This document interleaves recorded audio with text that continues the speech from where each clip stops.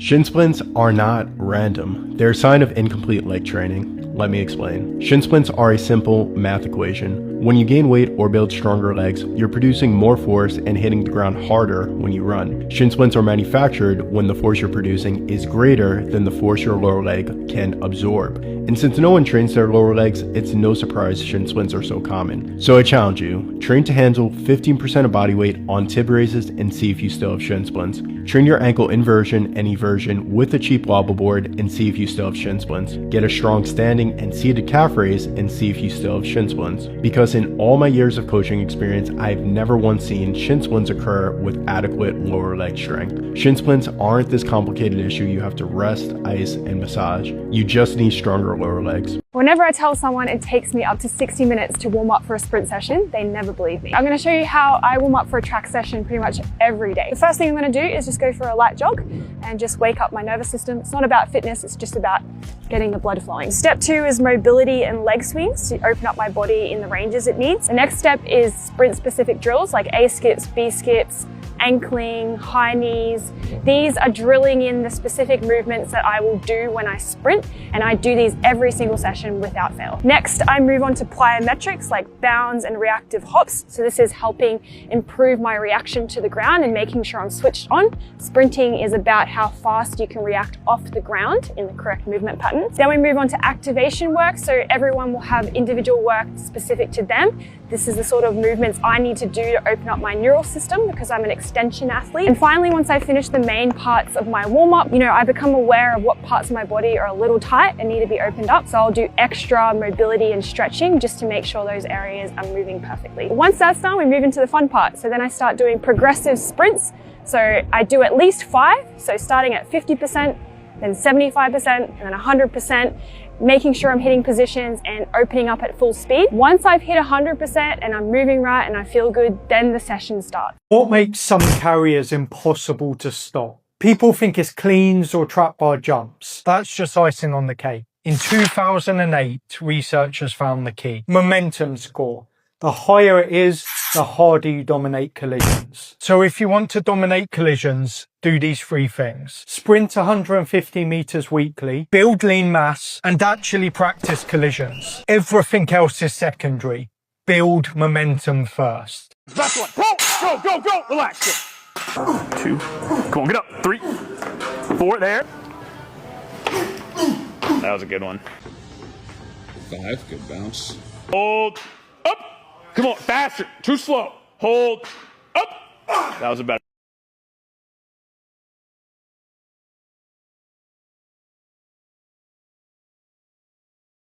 Want speed and power that actually transfers? These 5 plyos stay in almost every program I write. Number 1, broad jumps. They correlate with acceleration time because they build horizontal power, the same power that helps you dominate contact. Lateral bounds build lateral power and elasticity, the key to agility in contact sports. Sprints are a plyometric, the ultimate plyometric. 3 to 5 times body weight forces on one leg in less than 0.01 seconds. Nothing else compares. Hops and bounds build what most contact athletes lack: elastic, unilateral, rapid force development training. Finally, jumping onto or over objects. Not technically a plyo, but jumping to a target forces intent, and intent drives power. Drop 1 plyo you swear by in the comments. To become a feared tackler like Caleb Downs, I want you to do these 3 things. Number 1, shock the ball carrier by how fast you get downhill. Give him no time to juke, and this will help you get big hits as well. Number 2, learn how to form tackle. I'm talking about getting low, wrapping both his legs up, driving your feet after contact, and when you hit him low, he can't run anywhere, even if you just get the ankles. Don't be the DB who tackles high up without technique. And by the way, you can become an elite tackler from anywhere in the world. Just click the link in our bio and check out Lockdown Academy. And number 3, this will mess up the play more than anything else. Go compress the edge. Don't be the guy in contain who's way out there doing nothing. That's not how you play football. Squeeze the play, attack it early, use speed to your advantage as a DB, and go make that tackle. So right now, if you want to become an elite tackling DB, you can train with us on Lockdown Academy. Click the link in our bio and join now from anywhere in the world.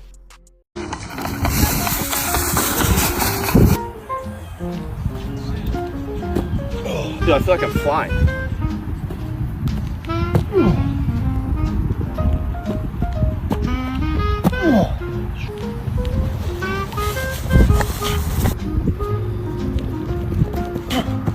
Oh, that felt so bad.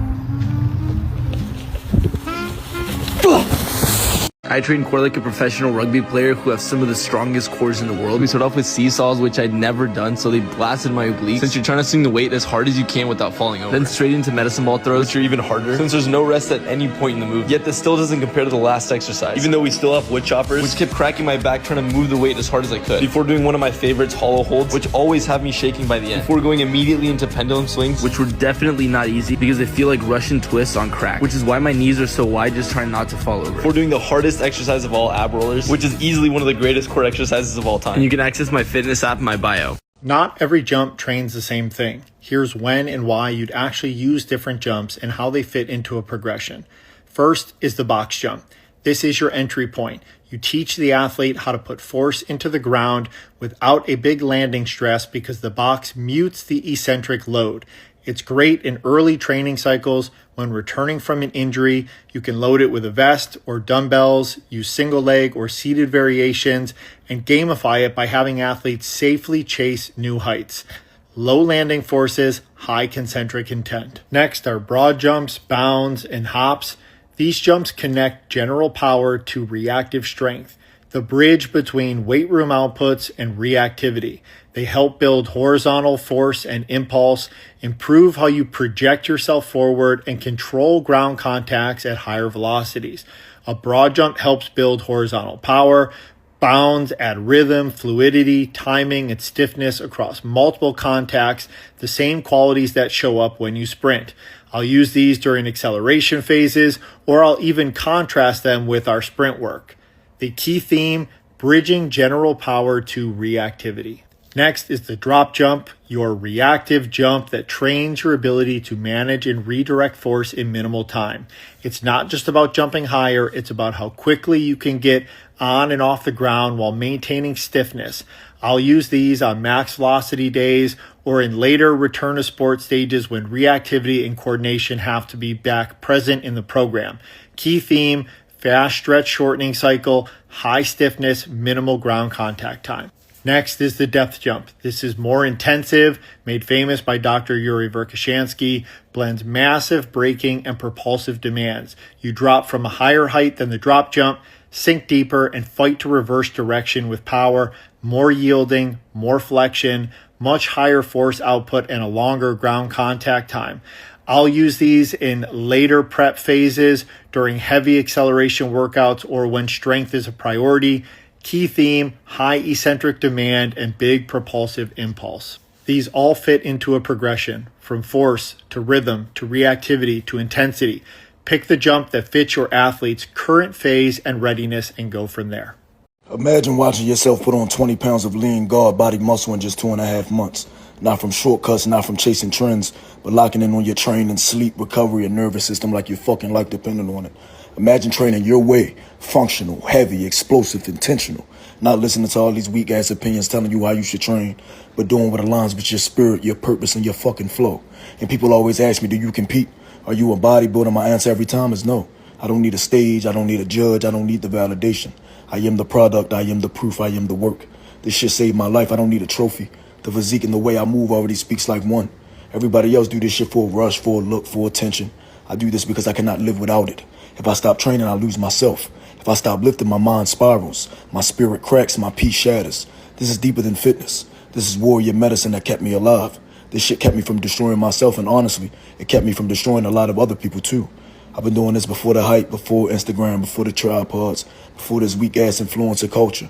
I'm one of those guys you see in the gym and don't even approach, because the look on my face tell you I'm in them trenches, fighting my demons rep by rep, locked into my purpose like a gladiator sharpening his blade. I didn't pick this lifestyle, it chose me, molded me, saved me, and I'll honor this shit all the way to my last motherfucking breath. Coach Agoon, certified personal trainer, mindset coach.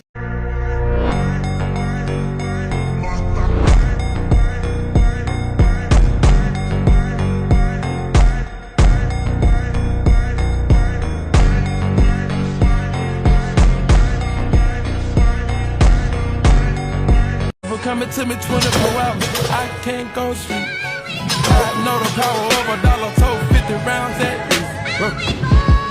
She know I can manage, she know. Having strong calves does not mean you have good ankle stiffness. So here's a full guide on how to actually develop your ankle stiffness so you become a faster athlete. The foundation to athletic ankles is going to be extensive plyometrics. You want to do these type of plyometrics in different directions, like front to back and side to side, and then you want to do them for a longer duration, anywhere from 30 to 60 seconds per set, 2 to 5 sets per workout. Then we want to get into intensive plyometrics, where we're trying to drop and reverse out the bottom as fast as possible. A great way is a drop jump. If it's too intense, you could do this variation. And then eventually moving on to higher momentum stuff like hurdle hops or fast eccentric plyometrics, where we're overloading the eccentric and trying to reverse out the bottom. And then the king of all plyometrics, especially for ankle stiffness, is going to be bounds. We're trying to get off the ground in under 0.2 seconds.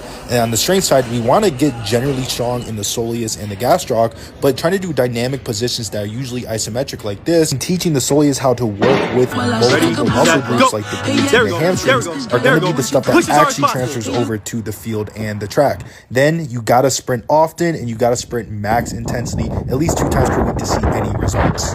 Big sight, new, Hank, go, big sight. Y'all know how to go, all eyes on me. Roll up in the club. All eyes on me. That's Kittle. Here's Purdy. McKinnon's the block. Here comes Garrett. It's a sack, his first today. Pressure up the middle. Number 19.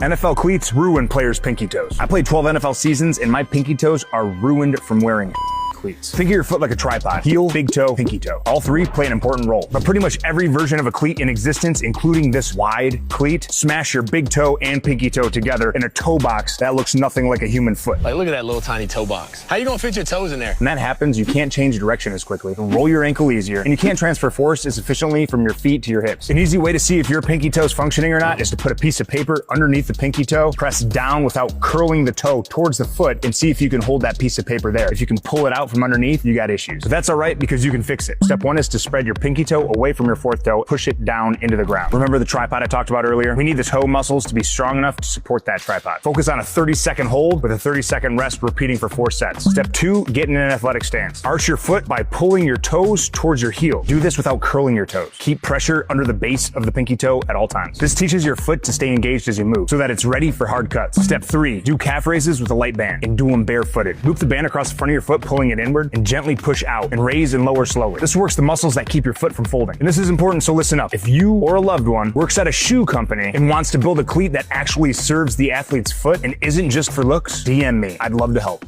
They just type of computers. And my last name Blick, so I'm picking the tool up. Blick. My stepper gon' brush him if I press the button. Too drippy to scuff. The blick in the duffel, it came with a muzzle. So why would I touch it? Down. Breaking down this college speed workout. First is going to be hill sprints, which is great for developing something called horizontal force production, which is key for acceleration. Then these hurdle hop variations is great for developing that lateral ankle stiffness, that change direction, and popping off the ground to develop that spring you need for overall athletic movements. Then doing kneeling sprints or push-up sprints are great for overcoming inertia, which is what acceleration is about.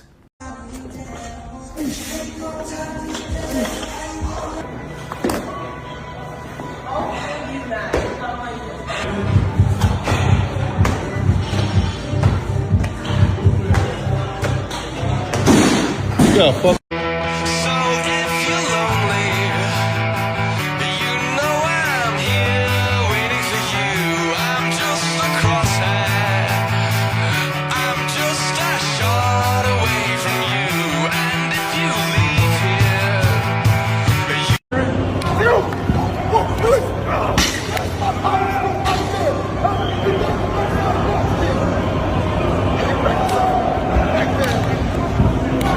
Go!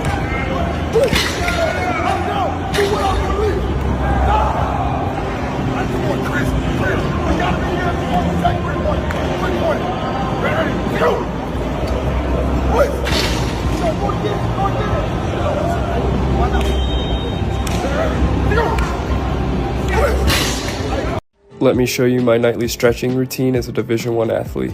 This might just be what you need. First, we'll start with some hamstrings and lower back, and then we'll hit the whole posterior chain with downward facing dog. From there, we'll move into straight leg lunge, and then bring that knee down and fold over. If you're not able to put your elbows on the ground, that's totally fine. This one's one of my favorites, kneeling couch stretch, and you'll definitely feel this one. Then we'll move into pigeon stretch. If you're not able to get your chest to the ground, that's totally fine. Child's pose is always a great one for your back and hips, and then I also like to reach over to get those lats. Then reaching through to feel this all along your back, you'll definitely feel this one as well. Then knee holds is one of my favorites. I also circle my knee around a little bit to feel it a little more. Then cross that knee over to feel it in the back and get a little back crack. And then I always end off my stretching routine with cobra stretch. Breathe and relax for 2 to 3 minutes with the legs against the wall.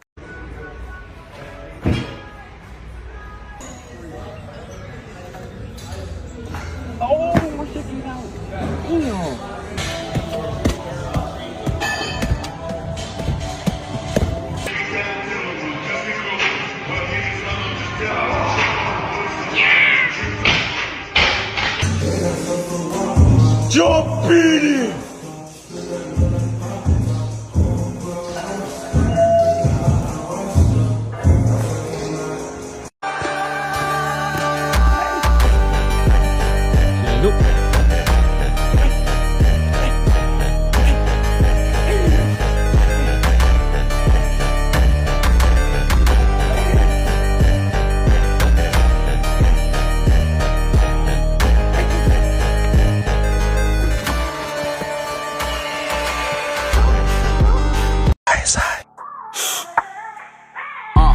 On my way up that mountain, got my shoes off like I'm Moses. Way too hot, I go back down, I welcome clouds if you ain't noticed. Got a light, they looking at me, so it's best if I stay focused. In the heavens, fighting battles, scoring like I'm Nika Jokic. Yeah, I'm chosen. Pull out 66, I shoot, then I reload it. See these weapons here, they crazy in the unseen with explosives. Devil know that I'm for real, that I ain't just talking, I'll blow it. Got me casting out these demons with this power, and he know it. This for real, this ain't a game, I cast out demons while I sleep. Nice and tidy in my mind, I think I might have OCD. If you need help, I know the doctor, just come take a walk with me. Holy Spirit in my body, you can tell that. Never give up.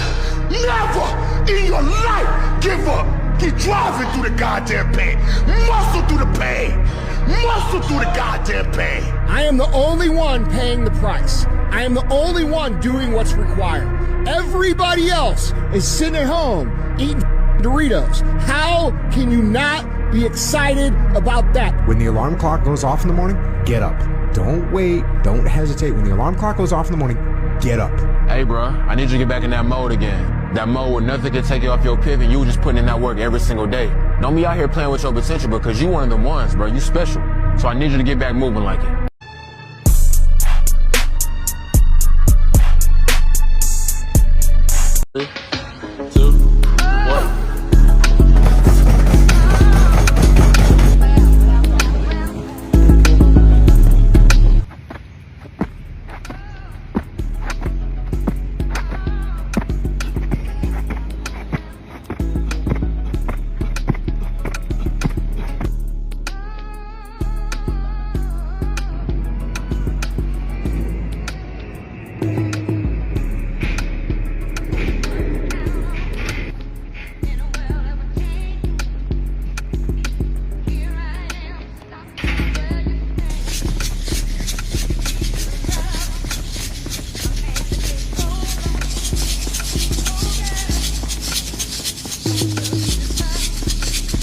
If you're injured, this weird tip can make you recover much quicker. So this is obviously former UFC champ Pantoja getting back in the gym after his injury. But did you know that by training your non-injured side, so say you break your leg and one of your legs in a cast, but you're still able to do leg press on the other side. By doing that, you are actually going to reduce muscle atrophy or muscle loss in your injured side, and you're also going to maintain a little bit more strength in that injured side, therefore making your recovery much quicker and much more effective. This is called something called cross education or cross transfer, and it's basically because you're still firing up the neural pathways in your arms basically. So if you get injured and you're in a cast or immobilized in any kind of way, a massive thing can be training the non-injured side. Don't just sit around and maybe if you've got an upper body injury, just train your lower body. You can also even imagine working out that injured side, and that helps as well. So even if you think about doing bicep curls on that arm that is injured, it will help you too, which is just mental. So there's a top tip for you if you're injured, Pat.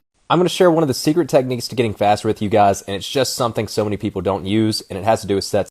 The technique is called auto-regulation, and basically you just let your body decide sets and reps instead of doing a set number of them. Normally with sprinting you would only run 3 to 5 reps. With auto-regulation you just keep running reps until you get slower. Several of our kids hit their fastest rep between their 9th and 14th rep of the day.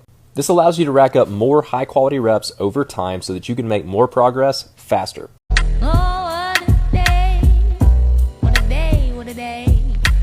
Peace and blessings manifest with every lesson learned.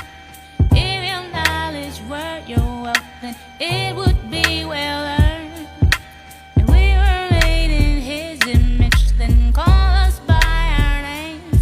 Most intellects do not believe in God, but they fear us just the same. Oh no, no, no. My life keeps moving like a rolling stone. Whoa, no, no, no. Oh, back to the breakdown. I go on and on and on and on. My life keeps moving like a rolling stone.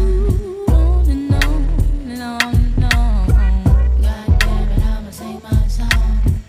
I was born underwater with $3 and 6 dimes. Dirty soda and a styrofoam. Spend a day to get my mind blown. Dress it up and go to Nassau. 200 miles on the dash. Gotta roll a pound up a gas. Switching lanes in the Grand Rapids. We the one that kept it cool with all these niggas till these niggas start acting.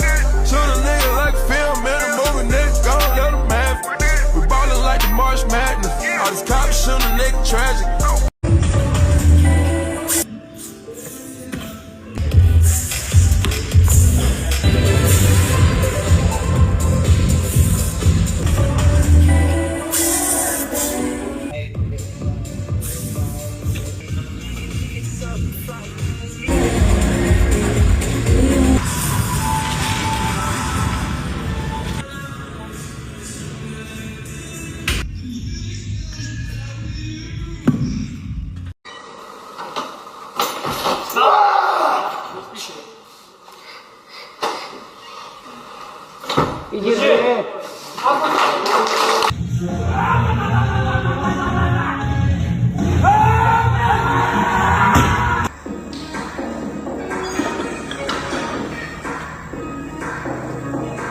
I spent 9 years in the AFL, and these were the 3 hardest running sessions I ever did. A couple of these will really surprise some people. In third, now this sounds innocent, but try it and see the pain for yourself. It was 2 sets of 6 150-metre sprints with a minute 40 rest in between. But you had to keep your time as close to 20 seconds as you possibly can. We always did this first session back to pre-season, and I was always paired with Jeremy Howe, who runs like an absolute gazelle, and that definitely did not help. Second, it was 8 2-minute runs for distance with 2 minutes rest in between. But the catch was that every single rep, your distance was recorded, and then it was pinned on the wall after training. So there was absolutely nowhere to hide. Trying to keep up with guys like Nathan Jones and Tom McDonald was brutal. And in first, no one would ever guess this in a million years, but after this session, it was absolute carnage. We had guys throwing up, we had guys fainting. All it was 5 300-metre sprints with 5 minutes rest in between them. But it was on a track, and they were absolutely flat out, like as fast as you possibly can run. If you don't believe me, try it. You will regret it.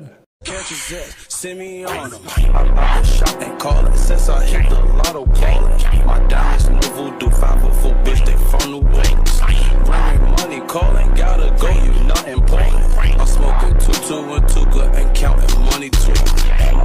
The Let's watch DeMonte Capehart, Clemson. Interior defensive lineman as a one tech right now, attacking the center. First step, boom. Eyes below the offensive lineman's chin, attacks with a bull rush. But the best part about this bull rush is he keeps his feet driving. He attacks the wrist of the offensive lineman. So that offensive lineman, as soon as he tries to anchor and tries to recover and tries to replace his hands, he cannot. The best part is he pulls down while he grabs the wrist of the offensive lineman down to the near hip, just like you would shed a block in the pass rush, in the run game. And he brings the inside foot with him, swims over the top because he's got a short offensive lineman, keeps stepping, and continues to get a nice sack on the QB in one-on-ones. This is why I love a wrist control. Boom, create knockback, find the wrist, continue to drive your feet. As soon as we collect the wrist, offensive lineman can't do much but anchor. Now we understand that he's anchoring. What do we do when an offensive lineman anchors after a bull rush? We pull through, bring the inside foot, and finish. Great job. Here's 3 ways you can perfect your cross chop on the defensive line. Number 1 is the sell. We want to make sure that we're stepping on the midline of the offensive lineman and jabbing downhill vertically and on his toes, so that way he sits down and gives you that hand to shoot that sets up your cross chop for you to hit that move. Number 2 is the move. When I'm chopping, I don't just want to give a weak chop down like this. I want to make sure that my wrist is going down so I can cup his arm and his elbow to really seal that chop. And number 3 is the finish. The way that we finish our cross chop is going to determine whether we get a pressure or a sack. So how we finish the cross chop is going to be chop here, cup it, and then we seal it with this bottom here. So we're reducing our surface area and our shoulders, and we're cupping this elbow of the offensive lineman so that way we can pull ourselves through and make the big play. Elevate your game by visiting DLineDNA.com for D-line drill packs and one-on-one coaching. Let me tell you about my brother though. My brother say I'm better than everyone, he biased as fuck. Blood is thicker than water, nigga, his iron is up. And if you keep eyeing me down, trust me, his iron is up. Your last album was Buns, you niggas Hawaiian as fuck. Niggas so down bad, they making alliances up. Clicking up with haters that was thinking and signing to us. Knowing good and well that when I drop, they inspired as fuck. Secret admirers too embarrassed, they hide in the cut. Seeing towering over you niggas, I'm giant as fuck. Wait on whoever to say whatever, they quiet as fuck. The city don't love you like that and they frying you up. I can't wait for the day that you choose to retire your stuff. Taking off the sneakers cause you tired of tying them up. This is Femke Bol training one of the best 400 meter and 400 meter hurdle competitors in the world. And there's a couple things I want to highlight about her program. So first, they place a large emphasis on strength training. She lifts 2 times a week. She's very strong. Squats, split squats, just very traditional strength training. She also understands the importance of speed and speed reserve. So sprinting and max velocity work is a big part of the program because they understand that if you're going to run a great 400, you have to be fast in the 100, in the 200, and then all of the other adaptations that max velocity sprinting provides. You can also see that they follow somewhat of a high-low approach to training. So they're higher intensity days followed by endurance work or lower intensity days. And then even the way that they structure that, there's a high volume of their endurance or low work. There's not a ton of volume of that middle intensity work. And then they have a higher volume of their high intensity max velocity work, very similar to a Charlie Francis type system. Then they also do use a once a week circuit, which there were some clips of that earlier on in the video, which she's training her hip flexors and her abs and her glutes. I'm assuming that they're using this kind of as a means for active recovery and just to get some additional resistance work in. Only 1% of high school players will ever build elite levels of football explosiveness because they know about the secret kind of training that NFL and D1 players use. It's a method called explosive velocity training, and it's designed to build massive gains in speed, power, and explosiveness. These are the traits that actually matter in football and show up on the field. And if you spend every day in the weight room maxing out and trying to hit new PRs, you'll never build the level of athleticism required to make it to the next level. If you want the free workout that I built to send to any high school player to unlock the same levels of athleticism, all you have to do is make sure you're following me and comment EVT, and I'll send it right away. There's a reason they call it the trenches. From kickoff to the final whistle, the biggest guys on the field are shoving, punching, and throwing each other to the ground. I played O-line in the NFL for 12 years, and it's no coincidence that linemen with a good punch were often the most successful. Now, most linemen have the strength to move an opponent with a punch, but what gets them in trouble is lacking explosive strength. They need force they can deliver fast, in a short range, while keeping their posture and base. I'm putting together a series of videos on the 5 pillars of punching power, and if you're a young lineman, I encourage you to check out my page and keep an eye out for the other 4. Here's how you can train your punches to be explosive. So what actually shows up when you hit the field. The goal with a good punch isn't slow grinding strength, it's fast force. Here's how to train the strength and speed. Med ball chest pass. Brace the core and explode with the arms as fast and violent as you can towards the wall. One arm med ball shot put. This is great for training your hands independently. Plyo push-ups. Your hand should leave the ground with intent every rep. Landmine punch press. This reinforces lat to hand force transfer. The best combo that I found is to run 3 to 4 reps of the landmine press with 3 to 4 reps of the med ball chest pass. Run it for 4 to 6 rounds. A good punch isn't just a small add-on for linemen. It's a staple of the position. If you're serious about improving your game, check out the Lineman Vault. The link's in my bio. This is what real strength work looks like. This is Scotland International Rory Sutherland going through his strength work, and it is superb. We're starting off with a rear foot elevate split squat, technically a Hatfield rear foot elevate split squat. And it just basically means you're using your hands there to eliminate the kind of balance element of, so we're pushing real strength. Because as you know, when you do something like a Bulgarian split squat, balance could be an issue. We're not trying to develop balance, unless you are. Now we've got some neck work. If you're a contact athlete and you're not doing net work, you're a buffoon. Core work as well. This is bonkers. I think he does 180 for 3. Insanely strong. And you can see it's actually moving at a decent pace as well. So he's got more in the tank there. Rugby in general, though, is streets ahead of a lot of sports, especially when you compare it to football. Now, obviously, footballers don't need to be as strong as rugby players. Everything they do in the gym is usually better. Now, here's a bit of sport-specific work, but when you're looking at this, really what it is an isometric. And isometrics, as we know, are absolutely superb for developing strength in that kind of range, and a bit of tendon and ligament health as well. He then goes on to do some accessory work, because you've got to bulletproof those shoulders. But whenever I see rugby kind of work in the gym, whether it's the All Blacks or the greatest team in the world, Scotland, it's always brilliant stuff. Here they are using the gym aware to see what speed they're moving the weight at. They're using valve plates here, so you can see any bias in each leg, see how high they're jumping, how much power they're producing. Always brilliant stuff, so well done Scotland, well done Rory Sutherland, you love to see it.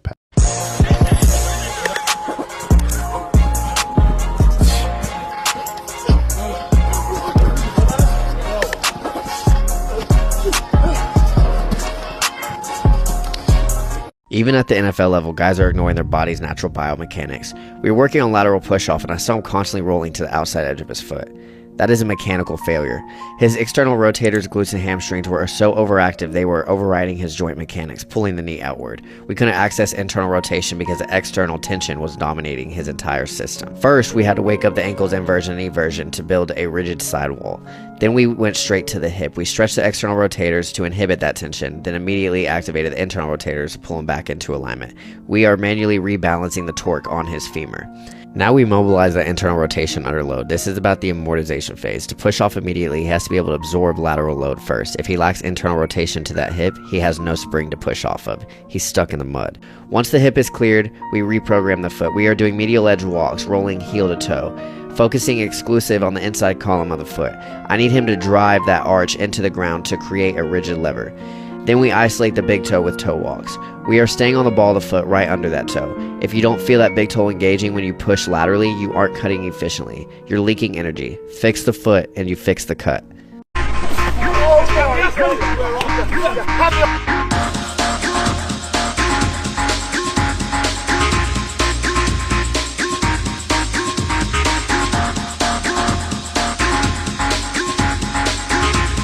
These 2 drills helped me go from playing D2 to a 3rd round pick in the NFL draft, the 20-yard shuttle and the 3-cone drill. I had the fastest times among linemen for both drills in the 2010 NFL Combine. And being able to showcase my agility played a big part in me getting drafted 69th overall. But these aren't pure speed tests. They're tests of how well you can decelerate, redirect, and then accelerate without wasting motion. Here are 5 principles that help you clean up both drills and get you running quicker times immediately. First, you have to win the first 3 steps. In the shuttle, that means preloading your stance and attacking the first 5 yards with real acceleration mechanics, not side shuffling to the line. In the 3-cone, it's the same idea. The first 5 yards should look like the start of a 40, not a jog into an agility drill. If you stand up too early or take a false step, you're already playing from behind. Second, drop your hips lower than you think. A lot of athletes start breaking 3 or 4 steps before they hit the line or cone. The best performers stay aggressive longer, then sink their hips under control right before the plant. Whether it's the first turn in the shuttle or the first 180 in the 3-cone, you want a decisive drop, a clean stick, and an immediate exit, not a slower gather and reset. Third, plant under your center of mass. If your plant foot lands too far outside your frame, your body drifts, your knee collapses, and you need extra steps to recover. That's how shuttle turn turns get rounded and 3-cone wraps get wide. When your foot strikes under your hips, you can redirect force cleanly and get out in 1 or 2 powerful steps instead of 4 choppy ones. Fourth, run the tightest legal path. In the shuttle, the cleanest runs look sharp and angular, not circling it like a track meet. Every extra yard you run in distance, your competitor didn't. And over the course of that drill, that distance turns into time. Fifth, win the exit, not just the entry. A lot of guys look good going into the turn. The best athletes separate themselves coming out of it. That second touch on the shuttle should feel like the start of a new sprint. The final change in direction on the 3-cone drill should launch you into acceleration mechanics, not a jog to the finish line. Each drill is won in how fast you leave the turn. Like I said, these 2 drills helped me stand out at the combine, but they weren't the only ones. If you like content like this, check out the other combine videos on my page for tips on each drill.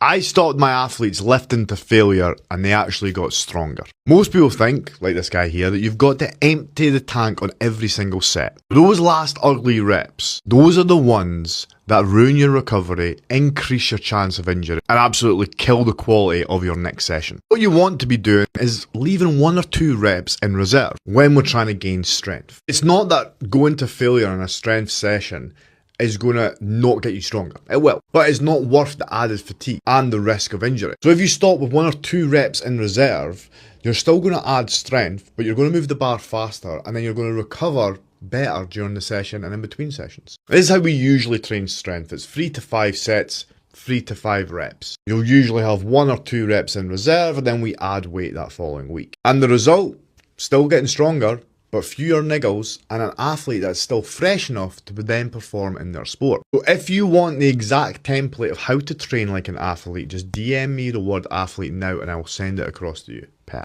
If I had to start over, I'd scrap 90% of standard training advice. It costs athletes years of elite performance. Here are the 5 biomechanical truths I'd focus on instead. 1. Pelvic kinematics over basic stretching. Your hips aren't just tight, they're actively leaking force. Control the pelvis or bleed power on every plant. 2. Rate of force development. Moving heavy weight slowly trains your nervous system to be slow. Power equals force times velocity. If you aren't training with intent and bar speed, you aren't training for sport. 3. Unilateral training. The game is played on 1 leg at a time. Bilateral lifts are a baseline, but isolated single leg force absorption is the only thing that actually translates to field mechanics. 4. Deconstruct the movement. Running mindless routes just reinforces bad patterns. Microsegment the mechanic, isolate the flaw, and rebuild it frame by frame before you ever run it at full speed. 5. Closed loop training. Cones don't move. You must train perception-action coupling against a live chaotic stimulus. Stop rehearsing and start processing chaos. Unfollow those random Instagram influencers and start training like an athlete. Athletes could learn a lot from McCaffrey's off-season. While most athletes live in the gym, McCaffrey trained more like a sprinter. Heaps of bounds, sprints, jumps and skips. He's not just building strength, he's building his ability to use it fast. That's what helps transfer gym work to the field. It's not for everyone, you still need a solid base of strength. But a lot of athletes would improve more in the off-season if they trained more like a sprinter and less like a powerlifter. As a bare minimum around your strength work, you want to be doing at least 150 meters of sprinting per week, 30 hops or bounds, 20 maximal jumps, and about 150 meters of skipping. You are slow because you are addicted to control. Real speed is chaos. We have to force overdrive. I use banded oscillations to force the upper and lower limbs to fire faster than they're used to. We aren't worried about being in full control. We want maximum frequency. Then we apply it, moving the feet as fast as humanly possible. I don't care about perfect placement. I care about keeping them within the frame and training raw velocity. But you can't accelerate what you can't decelerate. We use weighted depth drops and deceleration split squats to force the tendons to absorb load. Then we produce force to absorb force. Broad jump into a single leg stick. The knee has to stabilize the violence immediately. Finally, the band pulls you forward. You have to snap down with force greater than your body weight. If you can stop all of these, you can stop anything. Ranking sprint and acceleration exercises based on how well they improve your first step get off. Heavy sled pushes, C tier. While they're great for developing strength, they just lack the amount of speed to actually transfer over. Hill sprints, A tier. 3, 5, and 7 cone technique work, A tier. People don't realize how much their technique actually influences how fast they are getting off the line. Light to moderate sled sprints, S tier. Corrects all technique, high speed, high power output. Band resisted sprints, B tier. If your partner doesn't know what they're doing and how to apply the load, these aren't that great, but they are a good substitution if you don't have a sled. Parachute sprints, D. There's no initial load at the beginning, wind plays a factor, and the resistance is all over the place. Broad jumps, C tier. Great for horizontal power production, but they're not truly a single leg movement like you are doing in sprinting. Time 10-yard sprints, A tier. If you're timing your sprints, you're gonna track and see how much faster you actually get, and you can make improvements from that. Let me know your thoughts down in the comments. Yeah, you feel the pressure, man, I know the pressure. And my wifey is a spice like I'm David Beckham. A lot of pent-up aggression coming out of my section. OVO on me while y'all niggas was playing dress up. And I know who gon' take it far with me. They right here on call with me, they all with me. You can throw curveballs, but I got the glove fitted. They been saying it's love, but it isn't love, is it? Toast to the days when they wasn't out to get me. I worked at JD's Connections whenever Jason let me. Your training should be sport specific, but it doesn't mean mimicking your sport within the gym. Take this banded prowler shoulder bump exercise. It looks sport specific, like it's preparing you for contact, but there's two big problems. The forces you experience in this are nowhere near the forces you'd experience within a real collision. Second, there's no real overload. It's not challenging enough to drive any adaptations. Sport specific training is real, but it's not about mimicking sporting actions in the gym. It's about applying enough stress to create adaptations, then making sure those adaptations transfer back to performance.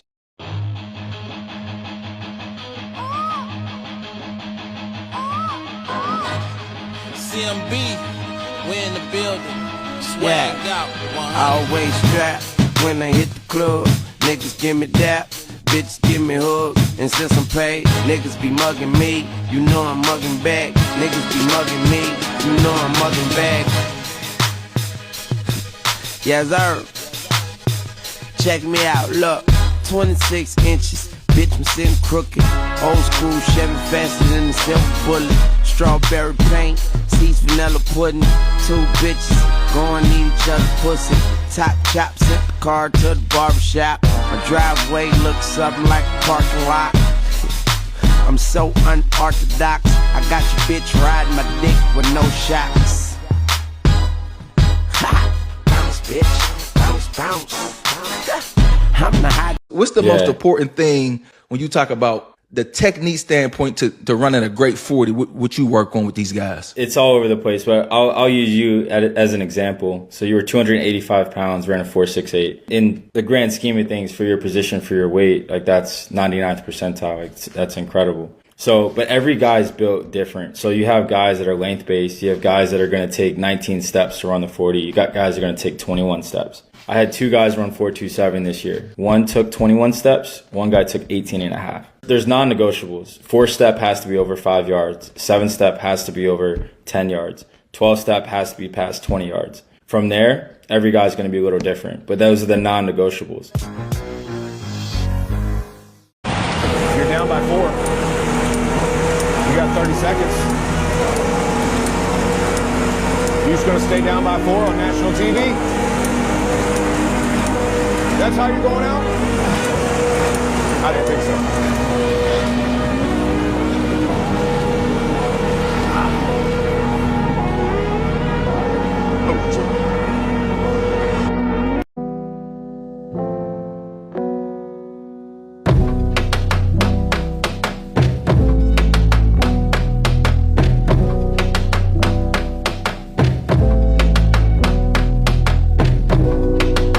Something new, the Casper Slide Part 2, featuring the Platinum Band, and this time, we're gonna give you.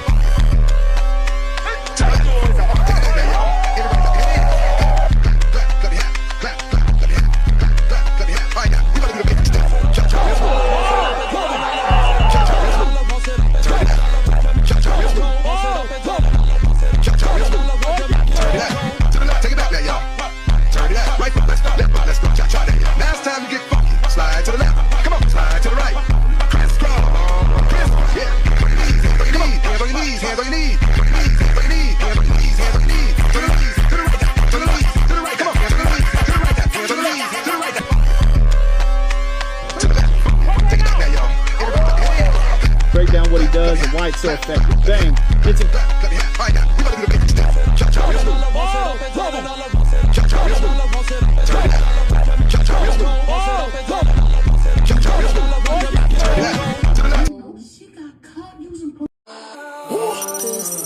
It's big on the 12 of you, up and I shake the room. Swerve. Skirt. Go ahead, shake the room. Go ahead, shake the room. Up and I shake the room. Wait. Swerve. Go ahead, shake the room. Go ahead, shake the room. How about I shake the room? Quavo, how about I shake the room? Shake it. Chop gon' sweep the broom. Everybody running, they ducking, I'm clearing the room. Shoot one time, saying double time like you on shoot. On the other line, it's a fake time set on the news.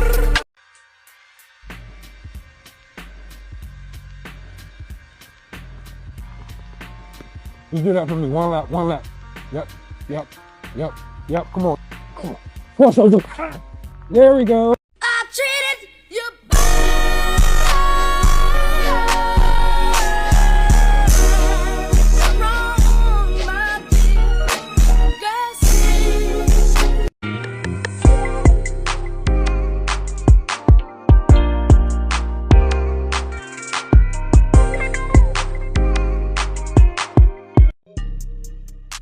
When it comes to getting around these offensive tackles and bending that corner, flipping your hips is essential. So I'm going to show y'all some drills that I do with my guys to help y'all get to that sack and get that money, just like this. I get them going with the single ladder flips. It definitely simulates the top of your rush and being able to pull that outside leg through and also torque that inside ankle, just like this. Next, I hit them with the 4 square drill to get them feet hot, get them working as they trying to get around the corner. This drill also helps put your ankle in that similar position as if you've been in the corner. And to end it, we put it together with a good rush simulation. I added the cones in the circle to give them vision and to be able to see the corner as they're trying to get around the offensive lineman. It also helps their angles and being able to time up their steps. Great work.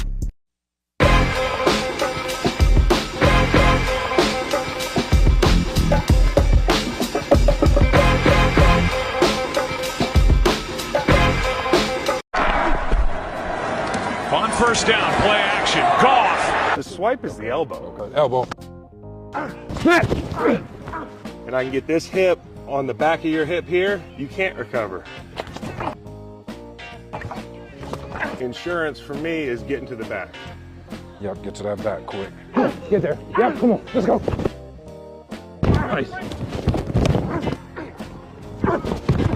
It's coming from here, and it's getting your body turned, and you open him up. Right?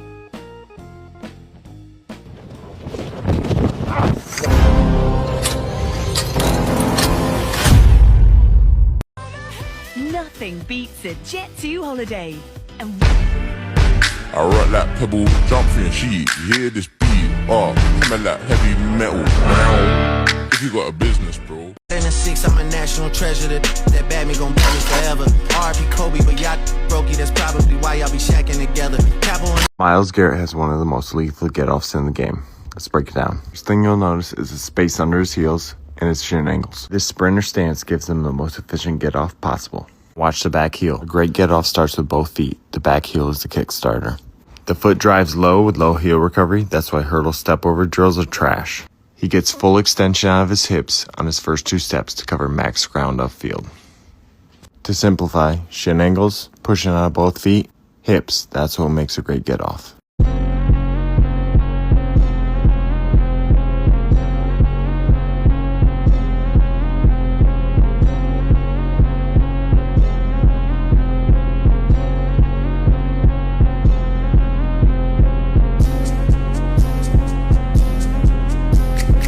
Out of 129 sacks, like, I probably got a sack on a ghost move 5 times. But it looks so cool. Yeah, that's what gets highlighted, the spins and all that stuff. But, you know, I tell them, like, that's just the curveball, that's just the knuckleball. That's not what I'm leading with. I like to get off the ball as fast as possible and I'm just able to react to whatever offensive lineman's doing. I'm not a big move guy. I honestly think pass rush moves are overrated. Really? Yeah, out of my 129 sacks, watching the highlight ones, but when it comes down to it, the stronger, faster guys usually win. Yeah, it's how fast you can get from point A to point B, and not really a big move guy. Most of my sacks come from some type of speed to power element. 95 sacks have come off some type of speed to power element. Mm-hmm. So my stress is speed, so I win mostly on power. Power guys, you know, their stress is power, and they win on finesse moves. So it's just the opposite. It's just playing a mind game. But honestly, I really do think, you know, pass.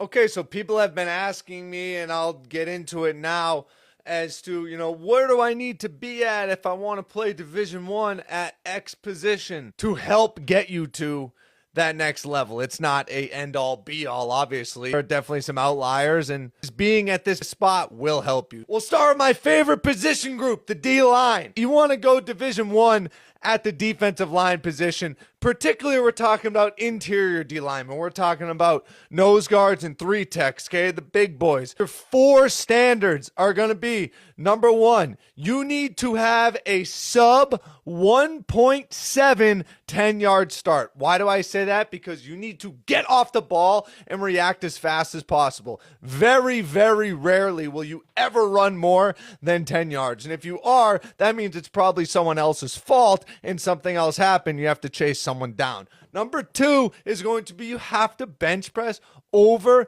335 pounds. Get people off of you. Explode out with your hands and be able to get people off. 3, 23-inch or higher vertical jump. Why? Because we love explosive power, and I think the vertical jump is one of the best ways to express explosive power. You want D linemen that can express power. Number 4 is going to be that back squat. I want a D lineman, a D1 interior D lineman, back squatting over 500 pounds. That's a necessity to me. You need to be stout in your position. You need to be stout in defeating double teams and taking on the A gap and the B gap. That's what you need there. If you like this, comment what position group you want to see next.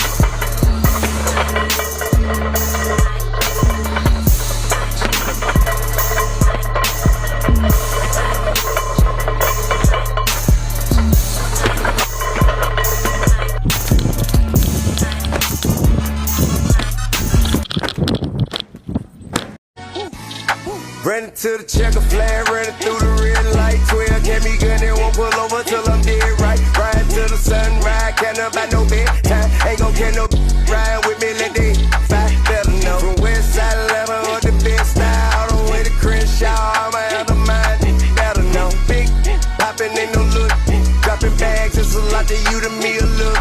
Let them down, Chevy 40 cal in my lap. Real dope boys in the trap. The big yacht, ballin' like a big shot. So much make me room for you, gotta let them know. I don't turn wrestle, I don't lip box. Solitaires, all I do is big rocks. I came from Dilly Rock, all the way to Hitchut. On the throne, then when I'm on, she can kick rock, let her know. My foot up on the gas, I'm blowing money fast, let her know. I'm on these haters' ass. I know these man, better let them know. Big dog, all we get it bread, I ain't no. This is how I developed an elite get off. This is something I've done my whole career consistently, whether it's in the game or in practice. It was always the same result, getting that sack. First step, find your key. Something is moving on his body before he gets out his stance. This guy was moving his shoulder first. You see that? Run it back. There it is. So I hit the field my boy Charleston to give him some game. He got out of his stance one time so I could find my key, and boom. You know, I had to show him how to get it done. Next, I got out of a stance so I could give him a key. Boom. There he go, getting off that rock. See what I'm saying? Good work today.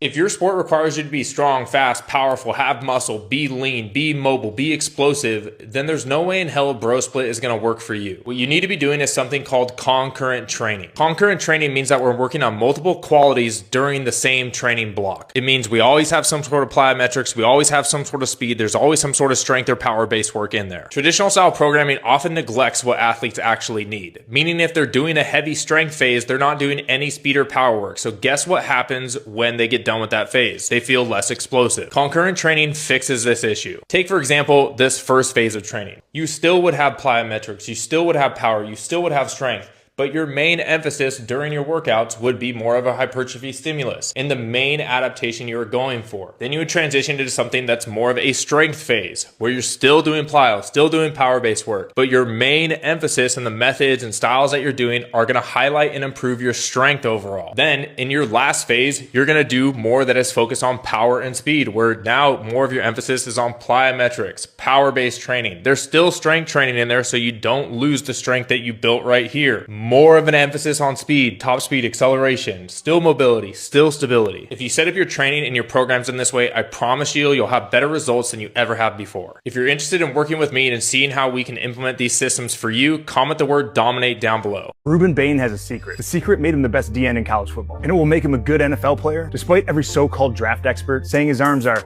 too short. The secret is this: he's good at football. Explosive first step and hand time. It reminds me of Melvin Ingram, who did this to me, even though I have him on arm reach. I'm pretty sure he was offsides, but that's not my point. My point is first step and hand timing beat arm length every time. If you're a short-armed offensive or defensive lineman, here's what I'd have you doing 10 to 15 minutes almost every day. First, stance and step work. Get out of your stance over and over again until your first step is automatic. Short arms mean you have less margin for a late step. You need to train your body to go as soon as the ball moves. Get 5 perfect one-step get-offs between every set while you're lifting. And second, independent hand strikes to precise targets. Short arms mean your hands have to be more accurate than anybody else on the field. I got plenty of drills for this inside the lineman vault. Third, posture and anchor holds in contact positions. Short arms get exploited the moment your posture breaks. This builds the habit of staying connected when force hits you. Grab a heavy med ball or kettlebell, get into that contact position you play with on the field, and hold it for 30 to 40 seconds for 3 to 4 rounds. And lastly, short competitive one-on-ones. Find a partner and hit some reps at 100%. This way you can put it all together with hand strike timing and posture on contact. Do these, and one day this could be you. You are missing massive pieces of your athletic development just because you listen to influencers who had a niche down to sell you a product. Human biomechanics don't operate in niches. Here are examples of 4 things to focus on so you actually produce results. Force production, eccentric absorption, kinematic sequencing, and transverse rotation. Stop buying fragmented pieces of a broken system. Within my club, we train all of these things and more. Comment the word train and I'll send you a message. All NFL players have faced it. We have to in order to be the 0.023% of high school players who make it to the league. We have to break through training plateaus. If you're training hard in anything, you reach a point to where your progress in developing strength, speed, and skill begins to slow down. There are 5 ways I know how to break through those. First and simplest is to change your routine. Don't lift the same weights or run the same drills. Your muscles and nervous system need a new challenge to adapt. Add weight to the bar. Add distance to your sprints. Change the tempo of your exercises. This week, try adding 5% more weight to your primary lifts. Second, focus on explosiveness. Strength and speed often plateau because athletes totally forget about plyometrics. Jump squats, box jumps, med ball throws, explosive push-ups. These all train your muscles to fire different than your standard lifts, which just bring your muscles through a concentric and eccentric phase that's somewhat controlled. What you're looking for here is to break the cadence and train your muscles to fire fast. Next, dial in recovery. If you're not recovering, you're not growing. Take a look and see the last time you had a deload week, because maybe it's time. And you know sleep is at the core of recovery. So this week, make sure to prioritize and schedule 8.5 to 10 hours of sleep every night. no bargains, no negotiations, get it done. Then train your weak points. Strength and speed don't come from just one muscle group. You gotta think of your whole body as a system. If you're stuck on squat, it could be because your hips and core are weak. For speed, maybe your hamstrings or ankles need attention. Strengthen the weak links and the whole system becomes stronger. Lastly, you need a mindset shift. Instead of thinking I'm stuck, think this is a place where I can get stronger mentally. Reframe plateaus as a test of how committed you actually are. The ones who break through are the ones who stay consistent, even when the results aren't immediate. So write down why you started training and read it before every workout. Every elite athlete has been through this, even. Constantly going forward, forward, forward. Step, another penetration step, dump. Step, step, throw.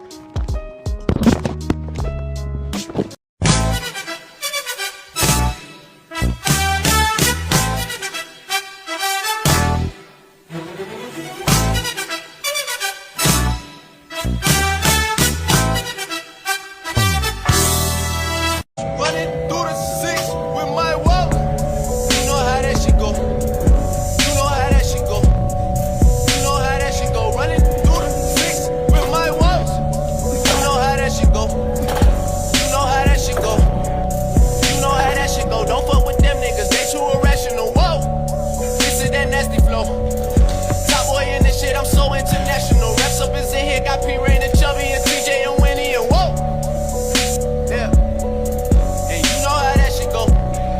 I might declare it a holiday as soon as Baka get back on the road.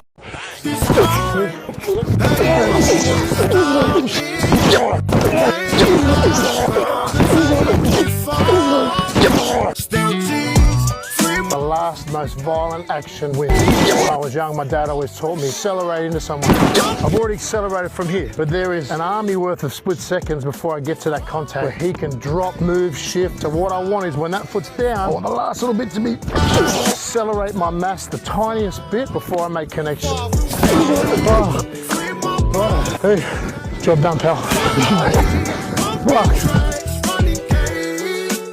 From right here, see what happens? My big toe is not in the ground. Boom, big toe in the ground. See, I can plant and move. Let's go, scoop.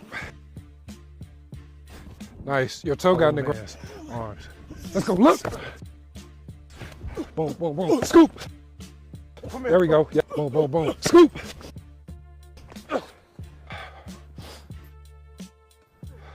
Hill sprints are the best way to tear your Achilles. Deadlifts herniate discs. Plyos blow out your knees. And benching will ruin your shoulders. But they're some of the best exercises you can do because the entire goal with training is to expose your body to stress. To tell it, oh shit, that was hard. We need to get fitter, faster, stronger for next time. If it's not stressful, it won't do anything. So the goal isn't to avoid these exercises, it's to expose yourself in a smart way. The hard and dirty rule is start with less than you think you need. Don't spike training volume by more than 5% per week and recover well. Do that and your risk of injury is extremely low. Danger comes from the lack of physical preparation, not the exercise. If you want to be a beast in Pass Pro, add this to your workouts. Get into your pass stance with the band anchored to the left or the right. With your arms extended, start making the letters of the alphabet. Make sure to hit both sides, make sure to stay low, feel the burn, this thing's a beast. If you try and stand on one leg and you can't balance without clawing the floor with your toes, then your feet might need a little care and attention. Right now, the smaller intrinsic muscles within your foot may be a little weak and neglected, which can impact your balance and stability negatively and affect your strength and performance in the gym. But the good news is that it's easily addressed with 3 simple steps. First, get out of your bulky gym shoes and grab some minimal footwear like these Vivo Barefoot. Second, learn to create a strong tripod foot by putting pressure on these 3 points, and then maintain it while standing without curling your toes. Finally, be cognizant of this position while you perform lower body exercises in the gym. Keep in mind this only applies to static exercises. You'll want your foot to move naturally for dynamic movements. Over time, your foot stability will improve and you'll no longer have to death grip the floor to stabilize. Okay, so people have been asking me, and I'll get into it now, as to, where do I need to be at if I want to play Division 1 at X position to help get you to that next level. It's not a end all be all, obviously. There are definitely some outliers, and just being at this spot will help you. We'll start with my favorite position group, the D-line. You want to go Division 1 at the defensive line position. Particularly, we're talking about interior D linemen. We're talking about nose guards and 3 techs, okay? The big boys. Your 4 standards are going to be, number 1, you need to have a sub 1.7 10-yard start. Why do I say that? Because you need to get off the ball and react as fast as possible. Very, very rarely will you ever run more than 10 yards. And if you are, that means it's probably someone else's fault and something else happened. You have to chase someone down. Number 2 is going to be you have to bench press over 335 pounds. Get people off of you. Explode out with your hands and be able to get people off. 3, 23-inch or higher vertical jump. Why? Because we love explosive power, and I think the vertical jump is one of the best ways to express explosive power. You want D linemen that can express power. Number 4 is going to be that back squat. I want a D lineman, a D1 interior D lineman, back squatting over 500 pounds. That's a necessity to me. You need to be stout in your position. You need to be stout in defeating double teams and taking on the A gap and the B gap. That's what you need there. If you like this, comment what position group you want to see next. Same row here, finna teach y'all how I attack an O-lineman from a D lineman perspective. 1, stance, shoulder width apart. You know, what a lot of people don't preach is have your feet in the ground. You want to be able to push up your whole foot and not just the tip or the balls of your feet. When we get into our stance, you should have this foot flat. So here's the stance if you're in a 3-point. 2-point, it's going to be real simple. Our feet are already where we're supposed to be at. So now we're here.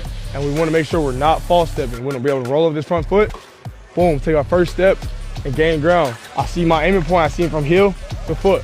When we see that heel move, next thing we look for, wrist to elbow. As I'm rushing, I want to make sure that I burn this hip. I don't want to flip my hips. I don't want to do any of that. I'm balanced, I'm even, I'm level. Boom, I'm rushing. 1, 2, boom, we burn the O-lineman's hips. Now it's time to hunt. Boom, strain, stay square, and HTB, go hit that quarterback. Amateurs obsess over top speed, elite athletes obsess over the brakes. If you can't stop instantly, your speed is completely useless. Different sports, exact same physics. If your legs can't absorb force, your brain literally slows you down to protect your tendons. Train pure absorption first, to remove that neurological speed limit. Then you transition to sport-specific movement. Drop your center of mass, strike with negative shin angles, and violently kill all momentum. But these drills are useless if your tissue can't handle the load. Build the mechanics on the turf, but get the strength you need under the bar. Stop being random and train with intention.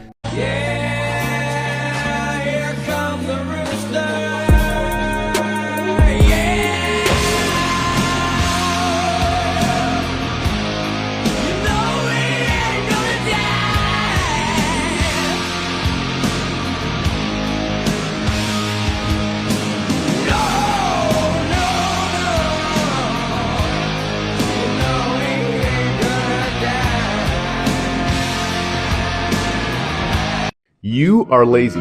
That's right, you are lazy. You don't want it that bad. You don't want to achieve your goals that badly. I want to be a state champ. I want this job promotion. I want to be varsity. I want to do this. I want to do that. You're not doing the things right now necessary to even sniff that goal. Who doesn't want to be successful? Who doesn't want to achieve their dreams? Who doesn't want to accomplish their goals? What are you doing right now to separate yourself from other people to get that goal? We all share the same 24 hours every single day. How are you maximizing your time to achieve the goal that you want? Don't say you're going to start tomorrow. Don't say you're going to start when the circumstances are perfect. Don't say you're going to start when you have this or that. Start today. Start investing in yourself today. The worst feeling you can have is regret. Regret that you can push yourself harder, you didn't try to accomplish your dreams and your goals. The worst thing you can say is that, hey, I tried the best that I could, I tried the hardest, and I fell short. But I promise you, wherever you fall short will be a lot further along if you're going to try at all. So guys, stop being lazy, start today, and strive to achieve your goals. 4 words that will change your career. There's nothing to fix. There's a great video of Novak Djokovic, and I wrote down the quote. He says, if you lose your focus, if you're not present, if things start to go the wrong way for you, it's fine. He then says, accept it. It's fine. It's no factor. And this is where people get bogged down. They think, oh my God, I'm not present. I have to get present. No, No factor. You just recognize it, and the moment you realize you're not present is the moment that you are present, right? We accept the present moment as if we've chosen it. He then goes on to talk about this idea of recovery. And I'm a firm believer that the quality of your career in your sport is going to be determined by your ability to recover. What do I mean by that? When you lack presence, when you are not in the generous now and you recognize it, the game we are playing is how quickly, how much can we shorten that gap? How quickly can we get back to the now? And this is where that idea of there's nothing to fix comes in. You have nothing to fix. We are playing a game of recovery. You are an imperfect human being with an ego. Your ego likes to live in the past and the future. So you are inevitably going to go to the past and to the future and to dwell in moments. And how quickly can we get back? He literally says in the same video that the recovery is more important than working hard to stay present. In The Power of Now, it talks about how when we focus on what we are doing, the task at hand, it allows us to immerse ourselves in the now. And when we aren't present, can we recognize it and not even work hard to be present, but just recover and get back to the task at hand? It's a good reminder that you are defined in the present moment. It doesn't matter what just happened, it matters what you do right now. Right on your glove, right on your bat, right on your tape, I don't care what it is, right? W-I-N, win. What does win stand for? What's important now?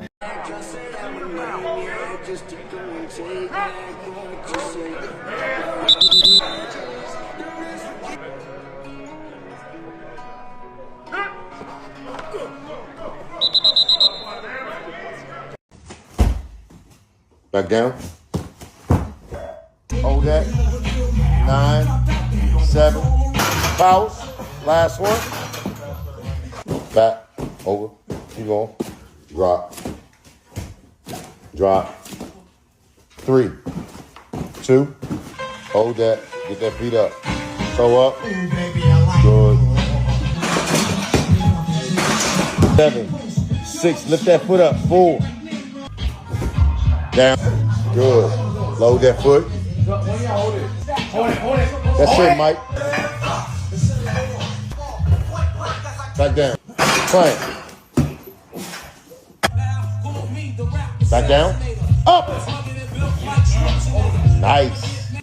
Hold that weight. Keep going. Lean up. 3, 2, 1. Load that leg. Up. Down.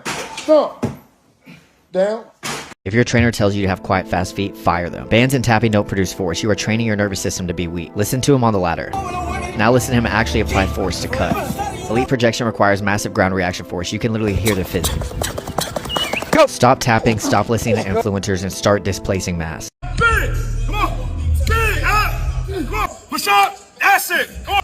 Now!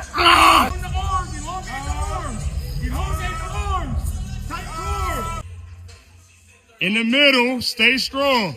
Okay, get on them toes. Butt back, tight core now. Redirect. Good. Move. Go. Be fluid. Be fluid. That's it, Jay. Be fluid. Back to ground zero. There. 2. Strong. 1. More. 5. 4. Good rhythm. 3. 2. Pop squeeze. That's very good. 1, rise up.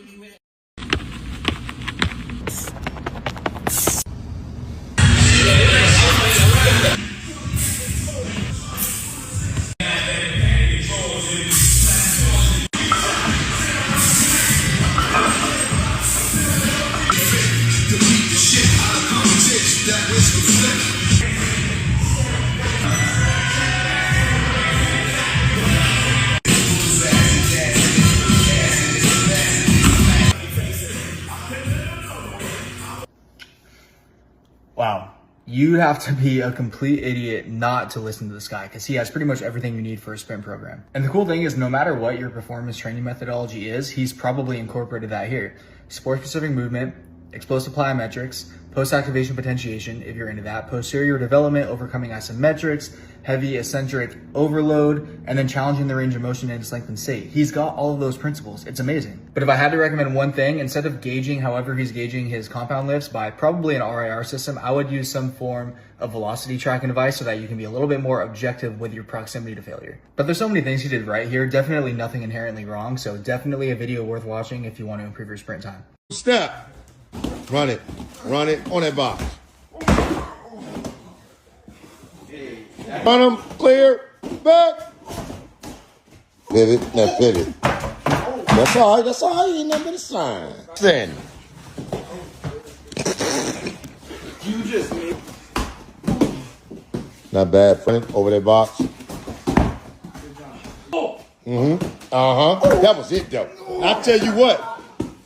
I'm good, yo. Hey, you, the DJ. Yeah. Run them, get on the box. Up, get on the box. Not bad, DJ, you will. One. Split it, get on the box. When you punch him, you try to do that. Bang, and then do that. You get what I'm saying? So if I'm going, bang, and then go. Bang, and go. I call this loading. We're in 2-point loading, I'm inching, and I'm going. If he hard counts me, cool. I'm loading, I'm in 3-point, then I can still go, right? Okay. Let's go tight, way better. Let's make it realistic now. There we go, good.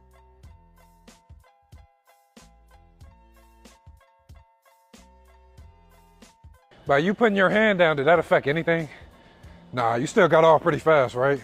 Just keep that in mind, all right? Speed is useless if you can't hit the brakes. Elite separation requires violent eccentric force absorption. You build this layer by layer. We start static, snapping the center of mass down to prime the nervous system. Then we add false momentum. The posterior chain anchors the heavy load so the quad can safely stabilize the joint. Next, snap into a hip turn to manage rotational inertia. Then we attack the trigger step at speed, punching the ground to kill horizontal velocity. We transition to a strict 3-step forward stop. Then we add a hip turn and stick to isolate the mechanics. This is where it all pays off. You must lock that drive shin back down your stem to eliminate energy leaks. Once that is set, weaponize the tissue and violently push out. D-line and linebacker drills to master your jab, dip, and rip. The PVC forces you to play this drill honest. You have to dip or you're going to get stuck on the pop-up. Then a good rip's just going to line everything up. This is the fastest way to get faster. There are a million training tools and regimens to increase speed, but nothing is better for sprinting than, well, sprinting. You can increase your speed marginally in the weight room, but if you want to be explosive in football or any other sport, you have to be intentional with your sprint programming. Sprinting is the purest form of force production. It trains your nervous system to fire fast, builds real acceleration, and strengthens hamstrings, glutes, calves, and tendons to absorb and rebound force. Here are 4 sprint variations you should be doing if you want your speed to show up on the field. First, 10 to 20 yard accelerations. Most plays are decided at the first 10 yards. Start in an athletic stance. Hips high, shoulders slightly forward. Push the ground back violently for the first 5 to 10 steps. Stay low early and rise gradually as you accelerate. Next, flying 10s. This is a controlled buildup for 10 to 20 yards. Then a 10-yard fly zone. When you hit the fly zone, you're upright, relaxed, and hitting your top speed. Top speed training improves stride efficiency, stiffness, and elastic return. Third, hill sprint. Think push, not pop. The hill keeps you low and powerful, and you don't need to go too far. 10 to 20 yards of quality is better than 40 yards of junk. And lastly, sled sprints. There are 2 routes to go here. A lighter load helps you gain more velocity, and a heavier load gives you more force and projection. Try to incorporate both whenever possible. With all 4 of these, make sure you're resting enough in between sets. We're looking for max speed and acceleration here, not conditioning drills. If you want to see more content like this, consider hitting the follow button. And if you want O-line specific nutrition and training tips, hit the link in my bio. Everything you need is in the vault. Here we have an example of an athlete who has low absolute strength, struggling to deadlift a weight off the floor, and then absolutely bodying a hang power clean because they're just ridiculously explosive and athletic. So what's the difference between power cleaning from the floor and power cleaning from the hang? Here's the power clean from the floor. The lift starts from a dead stop on the floor with deep hip and knee flexion. You generate force mostly concentrically over a longer time frame using the back, hips, and legs to accelerate the bar. This makes it an expression of starting accelerative strength, and athletes with higher absolute strength and positional control and deeper joint ranges excel here. From the high hang, the bar starts above the knees. There is significantly more eccentric loading prior to the extension. There is a shorter time to peak velocity, which favors athletes who are highly explosive with high rate of force development. The hang clean is a purer test of explosiveness, while the floor clean is a test of starting strength and slower rate of force development. Both are useful tools when used in the right context. Athletes, do you realize that if you do 150 yards of max effort sprints, followed by 60 yards of single leg bounce each leg, followed by a basic squat, hinge, and calf raise pattern for strength. Then on Wednesdays, if you do 3 minutes of low intensity plyometrics like extensive pogos, 5 sets of flying 10-yard sprints with a 20 to 30 yard buildup, then 30 to 40 max effort plyometric contacts like hurdle hops or bounds. Then on Friday, you work on early acceleration at 150 yards of a lot of resistance sprints, kneeling starts, timed accelerations, followed by a split squat, a hinge, and a calf raise again. You could take your speed from slow to fast like I was before I followed this weekly training split. Comment the word free and I'll send you 2 weekly training splits that can help transform your speed like I've done for hundreds of athletes. Walk 'em down, walk 'em down, walk 'em down, walk 'em down, walk 'em down, walk 'em down, walk 'em down, walk 'em down. Walk down on them in Balenciaga runners. My blood sliming. Athletes, do you realize that if you do 150 yards of max effort sprints, followed by 60 yards of single leg bounds each leg, followed by a basic squat, hinge, and calf raise pattern for strength, then on Wednesdays, if you do 3 minutes of low intensity plyometrics like extensive pogos, 5 sets of flying 10-yard sprints with a 20 to 30 yard buildup, then 30 to 40 max effort plyometric contacts like hurdle hops or bounds, then on Friday, you work on early acceleration at 150 yards of a lot of resistance sprints, kneeling starts, timed accelerations, followed by a split squat, a hinge, and a calf raise again. You could take your speed from slow to fast like I was before I followed this weekly training split.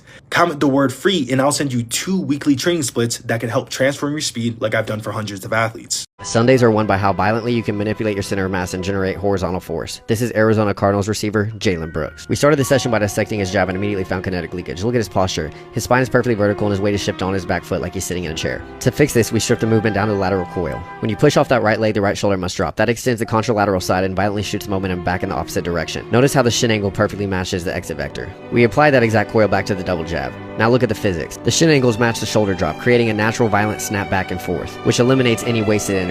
But when we added a lateral slide, his nervous system reverted back to old habits. His spine goes vertical again and his plant foot lands way too far outside his frame. The result, his force vector shoots straight up into the air instead of horizontally. If you push vertical, you get 0 separation. After that, we started working split releases. The flaw was the same, stiff upper body. We had to engineer the flow between the shin angles and the shoulders to create that natural recoil. When Jalen stepped in, the execution was perfect. Aggressive lean, perfect shin angle, pushing him exactly where he needs to go. Then we put everything together, split release, stick, and double jab. The first rep was slightly heavy on the step, but the second rep, the lean is violent, and the horizontal snap off is elite. But a closed loop means nothing on Sunday. We immediately transition to open loop execution.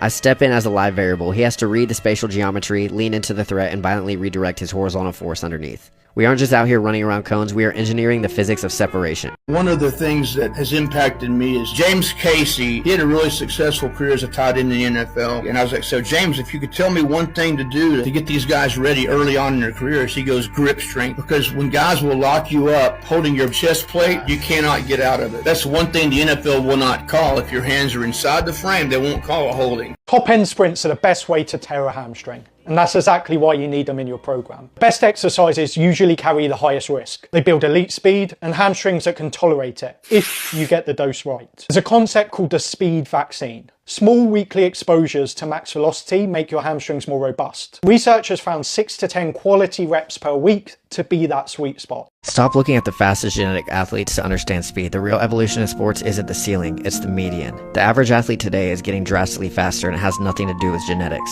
In 2008, if you didn't have elite genetics, you were slow. The science told athletes to apply massive vertical ground force. They were cued to strike straight down, which caused them to pop straight up out of their stance. Look at Chris Johnson. He ran a 4.24 despite this. His shin angle is completely vertical, leaking force into the sky. To compensate, he rounds his back to create a fake lean. Mechanically, the drive phase is dead. He won strictly on genetics. But then the science evolved. We realized acceleration is actually dictated by horizontal force production, and this is why the median athlete is catching up. With an aggressive forward shin angle, you strike underneath your center of mass and push back. You maintain a flat back, 0 compensation, and project out, not up. This is engineered force. Humanity isn't just hoping for genetic outliers anymore. We are engineering the entire athletic population.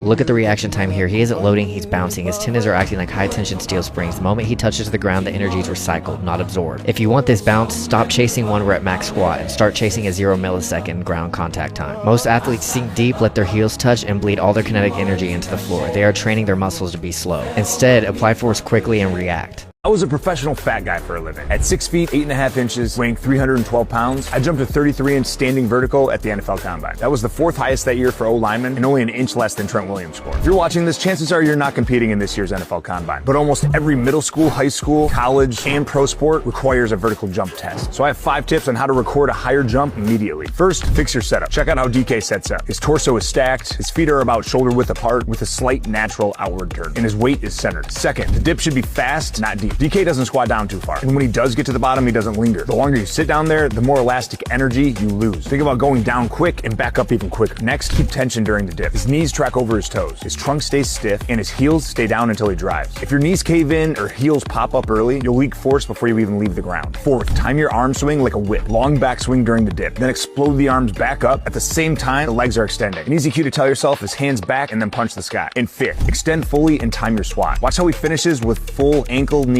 and hip extension, and holds it until he swats. A lot of guys jump high but record low because they swat too early or late. DK times this one up perfectly. Practice the touch, it's part of the test. And I have a bonus tip that I guarantee will have you jumping higher without actually jumping higher. When you're getting your reach measured on the Vertec, don't extend your side and try to reach as high as you can. Lock down your shoulder blade so you can't move your arm up higher than it should be going. This way, when you jump up, you can get a higher score. Save this video to help train for your next vertical jump test. And watch how all the best jumpers at this year's Combine implement these techniques.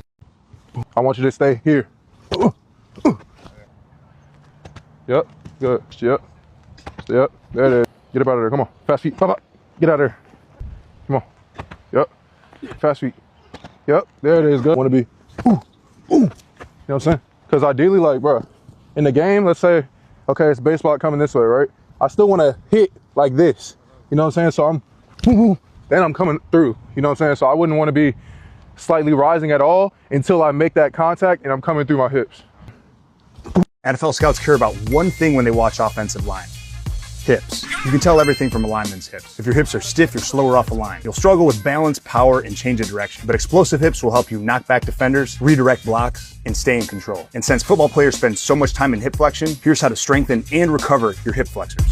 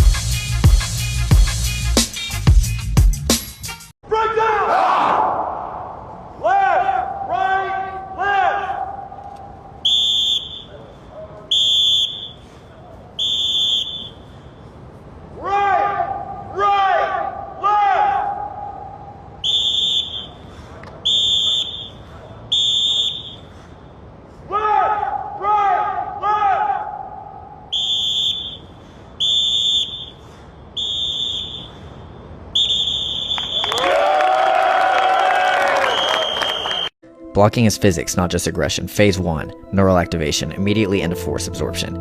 You have to be able to accept the load before you can reverse it. Phase 2, production, rapid hip extension, transferring force vertically and horizontally. Phase 3, structural rigidity, reactive stiffness and anti-rotation. If the core gets turned, the block fails.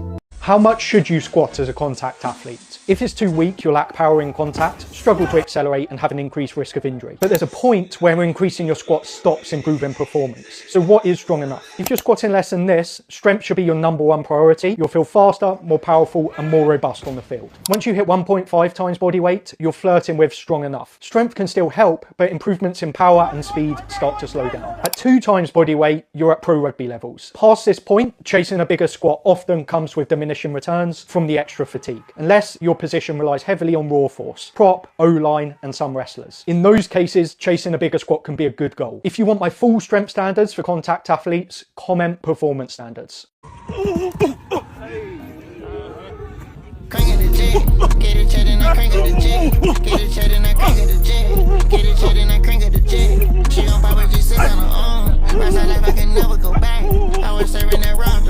Now that you hit that, now it's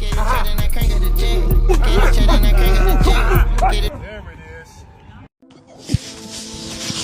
Yeah. I see the power. There's like a half-second lag on both legs. It is. Like just that reaction off the ground, right? Because you're having to go from absorbing to exploding out, right? Yeah. You have like really good raw power though, which is what I like to see. Because then at that point, we just have to work that reactionary time. See, that's what I think I need to work on too. Like my reactionary time and that like that quick, kind of like that quick twitch. Yeah, it's gonna sound weird, but I want you to push as fast as you can. Stay on the inside of that foot. Try to let that knee bend a little bit more, fast as you can. All right, let's go again. Okay, see, no, that actually looked better. Okay, so you need more oscillation work. That's what that's called, oscillation. It's just going up and down. It's forcing the muscles to lengthen and contract faster. Come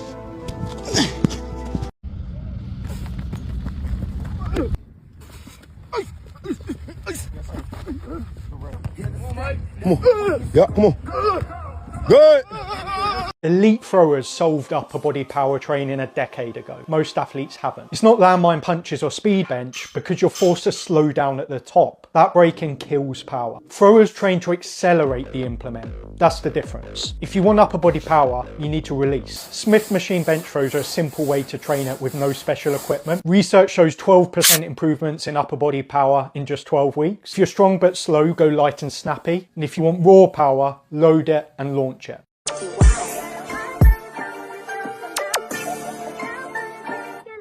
Hey, cuz, see the back door, it's on blood.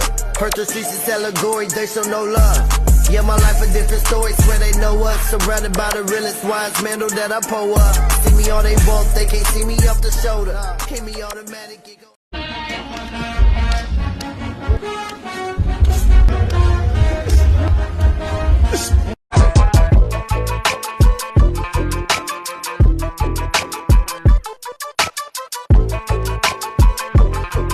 There is no question that Will Campbell was historically bad in the Super Bowl, although people are spreading fake news about his performance, blaming his struggles on the fact that he should have been an offensive guard. Look at his arm length. His arms are too short. And that take is lazy. In all reality, it was a failure in pass pro plan. It was a failure in technique. As we know, Campbell is undersized. He's not the strongest tackle ever. And against Seattle, he continued to vertically set, which means his steps out of his stance were primarily north to south as opposed to east to west. And the worst thing you can do when you're small, going up against these big, strong, fast edge rushers that the Seahawks have, is take steps that give these guys more space and time to generate speed to power, to essentially dominate you and bull rush you into the ground, which is just what continued to happen to poor Will Campbell. Derek Hall is lined up super far out wide, and Campbell's first steps are just floating slightly backward as he watches Derek Hall use Henry as an accelerant and just sprint at his throat and drive him on a treadmill. And I use the word floating purposefully because in a lot of these reps, including this one, even though Campbell is attempting to stand up the edge rusher, he never really plants his feet. They're constantly moving. They're constantly off the ground. And the second that Derek Hall makes contact right here, Campbell's feet are not set. They're not planted. He's not ready to strike back. And it basically turns Campbell into a literal treadmill. Unfortunately for Will Campbell, he's not big enough. He is not strong enough to essentially just stand there attempting to anchor in hopes of stonewalling the edge rusher, especially if your feet are off the ground. Your body's not built for that. And that's okay. Campbell just has to play to his body, to his frame more. And that's what he does here. Pretty much the exact same look. But this time, instead of Campbell just waiting for Hall to disengage, he takes a couple steps into really no man's land here to meet Hall at the point of attack so that he can't use the open space to generate speed to power. And Hall is basically rendered useless. It's an easy win for Campbell. And I feel like it's worth reminding everybody that this is still a rookie tackle who played in just one game coming off of his knee injury before he was thrown to the Wolves in the postseason. First round, Khalil Mack, Tuli Palopu. Second round, Daniel Hunter, Will Anderson. Third round, Jonathan Cooper, Nick Benito. And then the Super Bowl, the freaking Seahawks. Yes, obviously he sucked in the postseason, but instead of just yelling, he's a guard because of his short arms, let's recognize that these are fixable issues. You give him a chance to play tackle in his second season, and then you go from there. We very easily could be looking at the next Joe Tooney here still. I'm not scared of lions and tigers and bears, but I'm scared of loving. I'm not scared to perform at a sold-out affairs, but I'm scared of loving. Am I the only one who thinks it's an impossible task? Why it don't last is that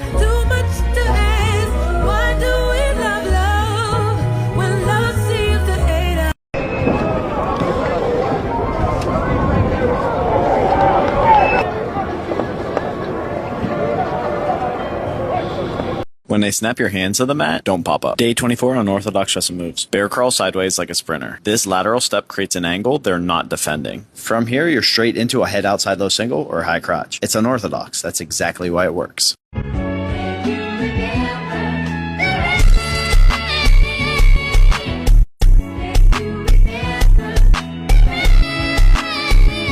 Stop training for strong hip flexors and start training for recruitment. We begin with a heavy isometric hold to force the brain to engage every available high threshold muscle fiber. We immediately carry that neural drive to the track. The band of reaction takes those awake fibers and teaches them to fire through a specific athletic vector, removing any delay in the psoas. Now we translate it into raw speed, single, double, and triple switches. The focus isn't just the knee drive, it's the violent slam into the ground to generate maximum return. We finish with wickets. This is the ultimate constraint. It forces the body to organize all that recruitment into a perfect technical structure, ensuring you aren't just fast, you're efficient. What's the difference between running a 4.5 and a 4.4? It's the details. My athlete here struggles with high heel recovery during his early acceleration, and every time we would perform our switches, his knee would be bending, the heel would be pulling up, and he was just lifting the knee instead of thinking about projecting. I corrected this during his next rep, but the heel was still coming up during our sprint work. So I put him under resistance, put a hurdle above his back foot, so then he was forced to pull and project forward instead of initiating the sprint with the knee bending. This immediately corrected the issue, which now moves us another step closer to a 4.4. Follow me if you want to get faster.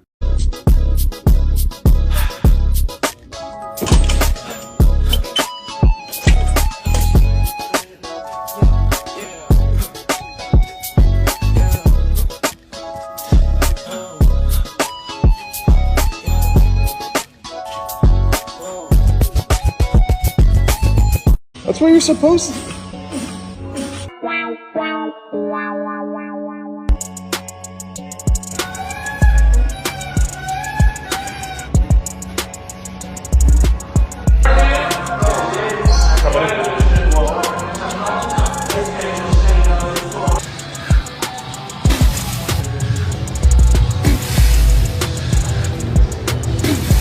NFL players don't train like high school players, and here's what they do differently to become impossibly fast.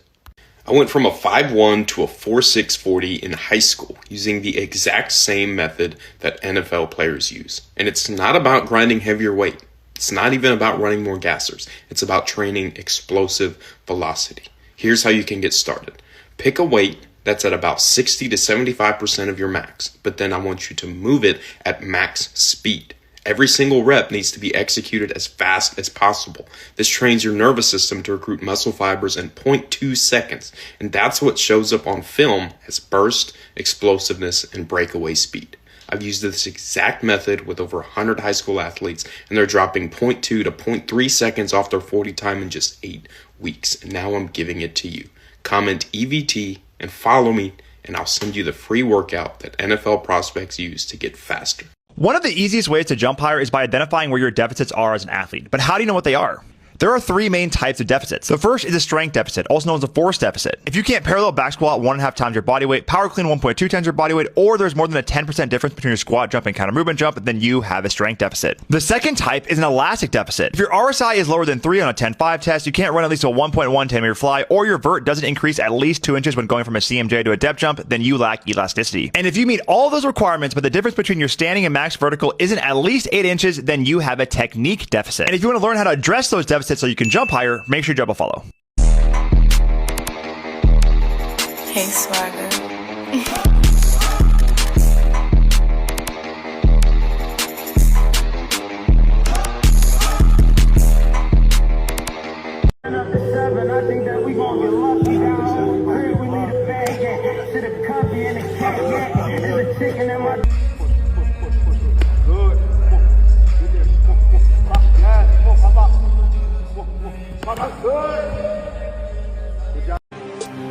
I'm still shit talking. Ever seen a nigga step on blues and call it crib walking? If a fiend comes short 10 and take a 10 walk, got red flag after urgent care. I did 6 walk-ins.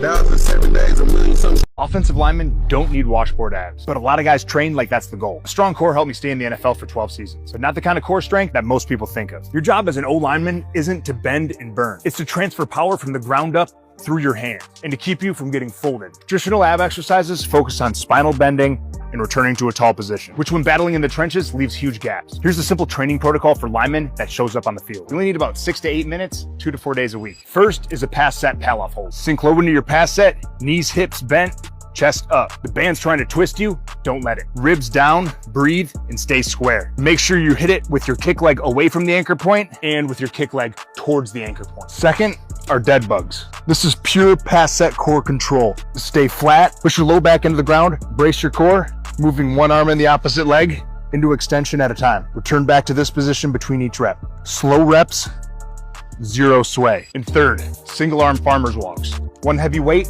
no leaning. Walk with a stiff core brace. And if you really want to level this one up as an offensive lineman, drop into your pass set, stay square, lock the core down, and start kicking and sliding like you would in pass pro. You might need to lighten it up just a bit for that one. That's it. 3 simple movements that could be the difference between picking up a 4th and inches or heading back to a disappointed sideline. And you're training your core the same way you actually use it. And if you're a lineman looking for the same protocols that I used while I was in the league, check out the link in my bio. What's it? What's it?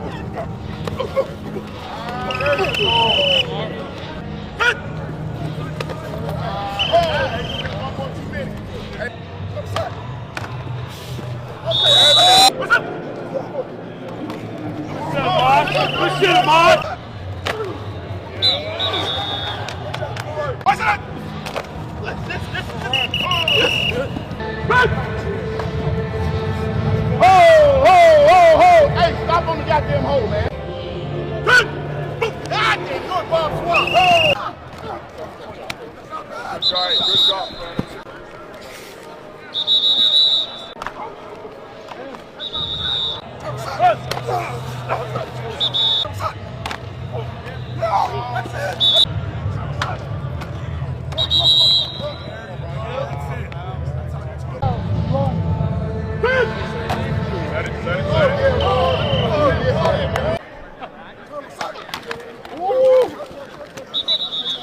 Carbohydrate, good. Carbohydrate, energy. More energy, play better. 4 hours before training, complex carb. 1 hour before training, simple carb. Before training, simple carb digest good. Fiber before training, digest bad. Protein good. Protein build muscle. Protein give no energy. Right before training, protein no good.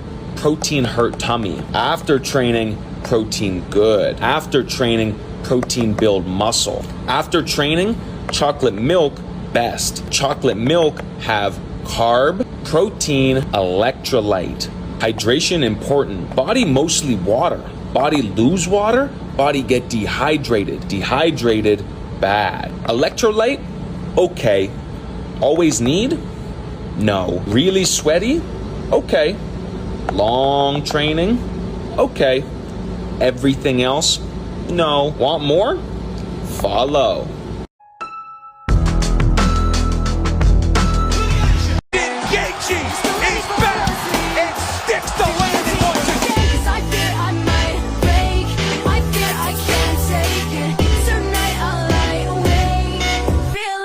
I can't fix, I fear I might break.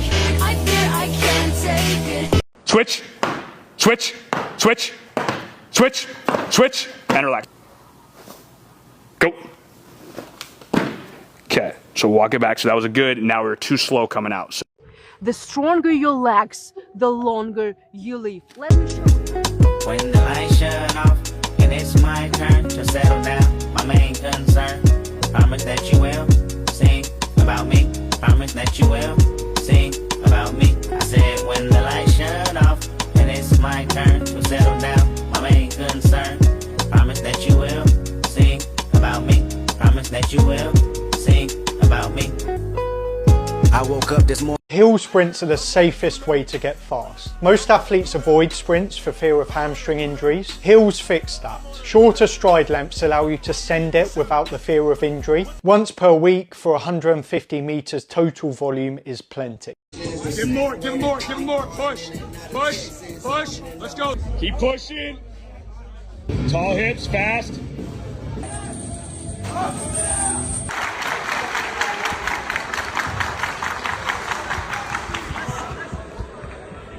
.89.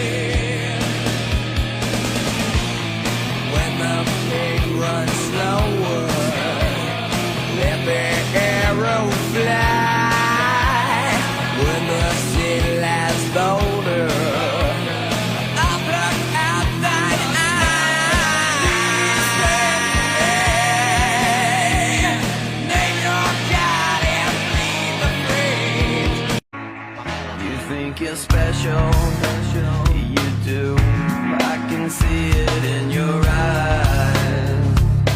I can see it when you laugh at me, look down on me, and walk around on me.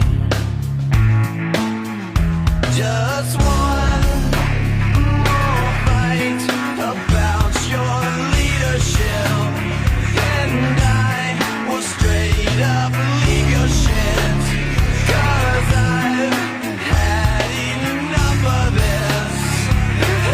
He always squats with full depth, and he does partial squats that are more jump specific. Who's gonna gain more bounce? This study tested that with 3 groups. Had a quarter squat, a front squat, and a back squat group. All followed the same 3-month rep progression. As you're guessing, the quarter squat group added the most weight to their quarter squat, but they lost weight on both their front and back squats, while the front and back squat groups saw increases in all 3 variations. Most importantly, the front and back squat groups had the greatest jump improvement, and a bunch of other studies had the same results. So why do elite athletes still do partial squats? That's because there's a higher cost for full squats. While they build more strength and muscle, they also cause more fatigue and soreness. First squats are great in season for high output and low fatigue. Also good for elite athletes who want to get strong without adding size. Plus, they work well in plyometric dominant training cycles. Follow Apex Performance.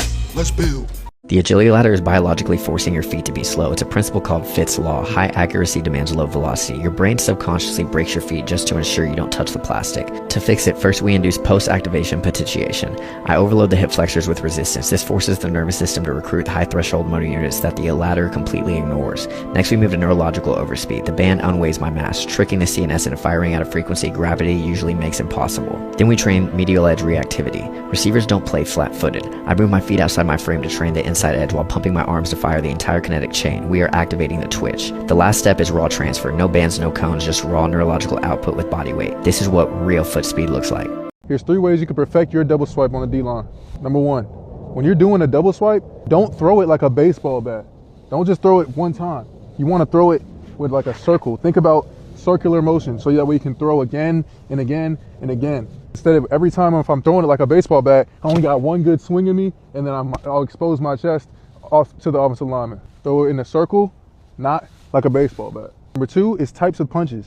You only throw a side scissor usually when you have a puncher. When somebody is punching you and trying to punch you right in your chest. When they're punching you right in the middle, that's when you want a side scissor and swipe. You don't want to swipe when somebody's having their hands all the way up to the sky. You don't want to have a swipe when their hands are shooting all the way down low. And number 3 is timing.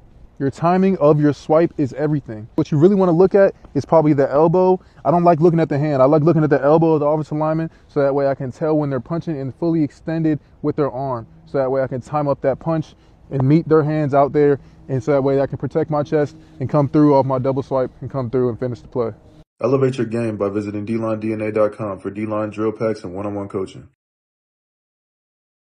Fighters, you're probably doing your plyometrics wrong and missing out on a lot of the benefits. Plyometrics, as we know, are superb. They're going to make you more explosive, they're going to make you springier, you're going to get in and out the pocket quicker. But a thing I see people doing all the time is not utilising what we call your stretch shortening cycle or your SSC. This is essentially your body's elastic band. It is going to propel you. It is going to make you more explosive. That's the thing. But people, when they do something like a box jump or something like dumbbell counter movement jump, they just concentrate on the upward phase. That's only half of the story. We want to concentrate on getting down as fast as we can, reversing the movement as fast as we can, and jumping as high as we can. Let's take a box jump as an example. A lot of people start with their hips already back. That's missing 50% of the movement. You want to start with your hips forward, your hands in the air. You're going to drop your hands fast at the same time that you drop your hips back fast, and then you're going to reverse that movement. Bring your hips through nice and aggressively and swing your hands forward nice and aggressively. Here's Lewis Crocker doing it with a dumbbell counter movement, and the same principles are here, getting down as quick as possible. Starting with your hips forward and then dropping them back. Make sure you're doing that when you're doing your plyometrics, because you'll become an absolute machine bear. Watch number 71, Trent Williams on the backside cutoff. Got a 3 technique. Got to get underneath? Yep. Just use his weight against him. Smack the arms down. Put him on the ground. Defenders hate that as the game goes on. But if I pause it right there, look at that backside cut. Look at that backside cut. I mean, it's just so good. Work smarter, not harder. He's as good as I've ever seen doing this. Boom. Swipe his arms down. You already won the block. It's over. 2 seconds in. It took no effort at all. Unbelievable. All right, let's watch Trent again. There it is. Swipe his arms down. Boom. Put him on the ground. Little RPO action. Boom. Look at it. Look at his legs just flailing around. I mean, this guy's so good. Same thing. Knows it. Sees it on film. Knows that he likes to lean forward. Swipe his arms. Put him down. Here's another one from Trent. Watch this. Boom. I mean, look at that. He comes out. He has a plan. He knows exactly what he's going to do. Good feet. Crossover. Get underneath the 3 tech. Swipe his hands. Put him on the ground. Throw him down. Unbelievable what Trent Williams does. One more time. Full speed. Boom. Put him down. Yep. Too good. Good video. There you go. Now pop fast. If Sunday's the last the finale, I need to start watching it. Come on, come on, come on, feel that. I know. Come on.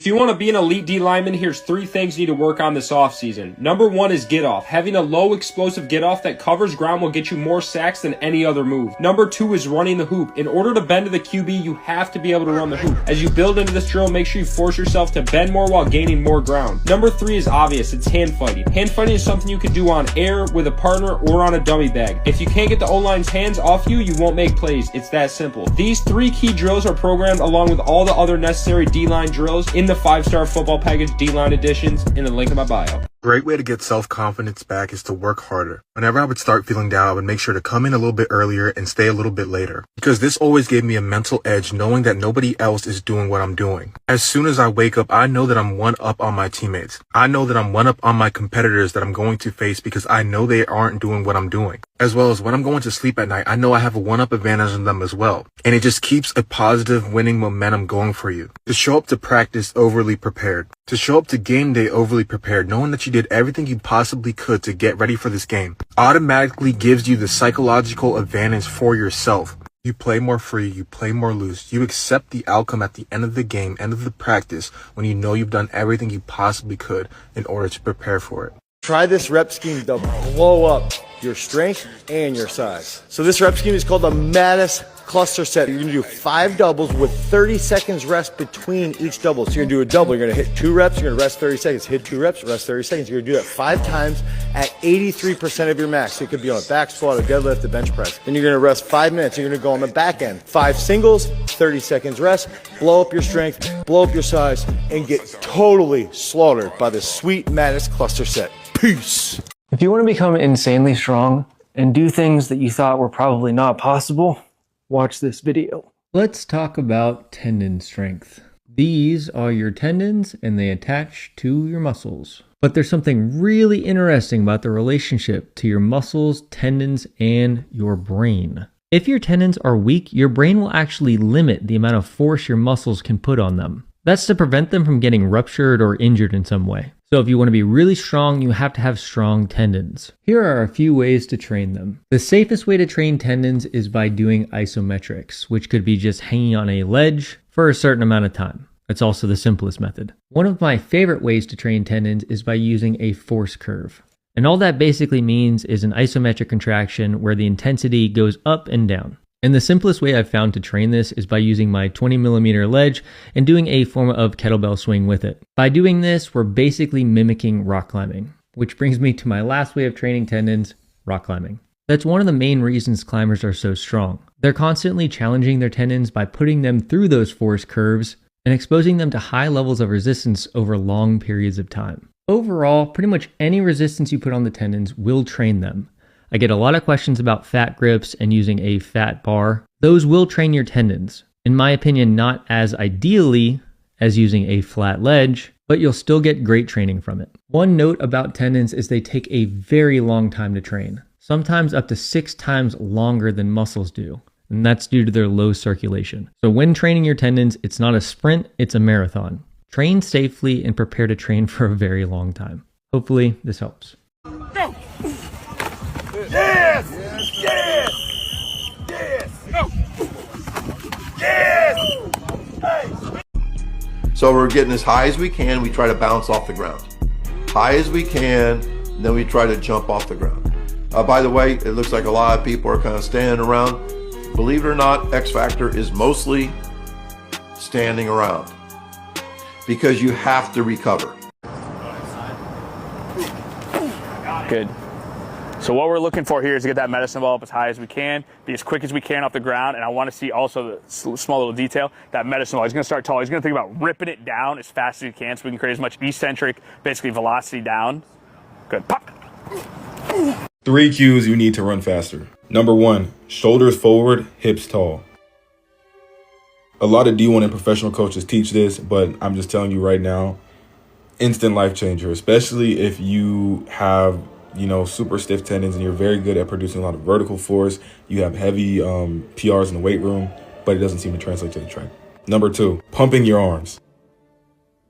It sounds dumb, it sounds stupid, it sounds like it doesn't make sense, but trust me, as somebody who didn't do it for years and tried every other method besides that because I thought it was BS. And then finally coming all the way back around to it and noticing just how beneficial it is, pump your arms, pump your shoulders, try to relax your neck, which is the next one, but just pump your arms. Number 3, relax your neck. The reason this is so important is because you have so much musculature in the front of your neck and in the back of your neck that is attached to your rib cage, your shoulder blades, and essentially it's a cascading effect that goes all the way down your body. So if you over tighten your neck, your rib cage comes up. When your rib cage comes up, your pelvis tends to tilt forward or want to tilt forward. Then you have to exert more force in your core just to maintain a perfect pelvic balance between anterior and posterior pelvic tilt. Shoulders forward and tall hips, pump arms, relax neck.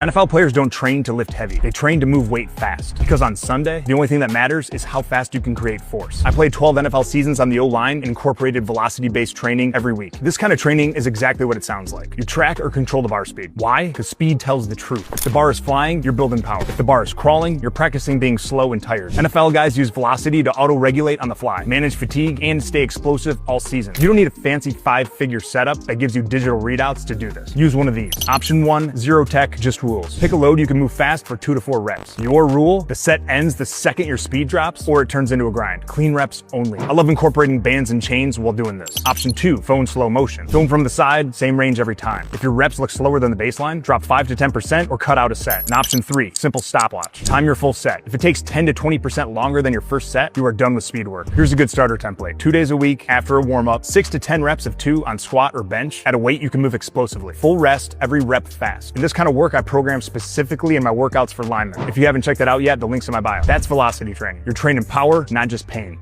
Want more sacks? Ready, Do go. this. Work your stance Let's and get go. off. Shouldn't have to explain why. Run the hoop. Ankle mobility is very important, and this is what it looks like at the highest level. Oh, yeah. Some type of deceleration drill. We want our get off to be so crazy, so we Here you have to go. work on stopping. Now put it together. Work these moves on air, on a pop-up, and then live reps against a good old lineman. Live reps are so important because we want to.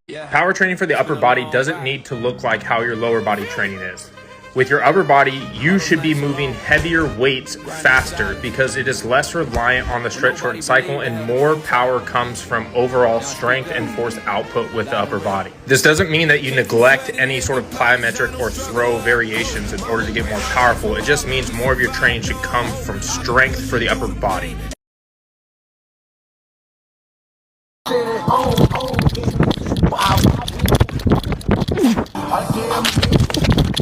Yeah!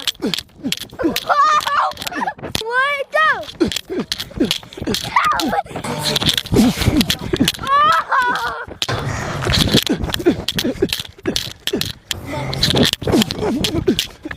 Got that! Got that, Jaden! Go! Go! Go! Run it down!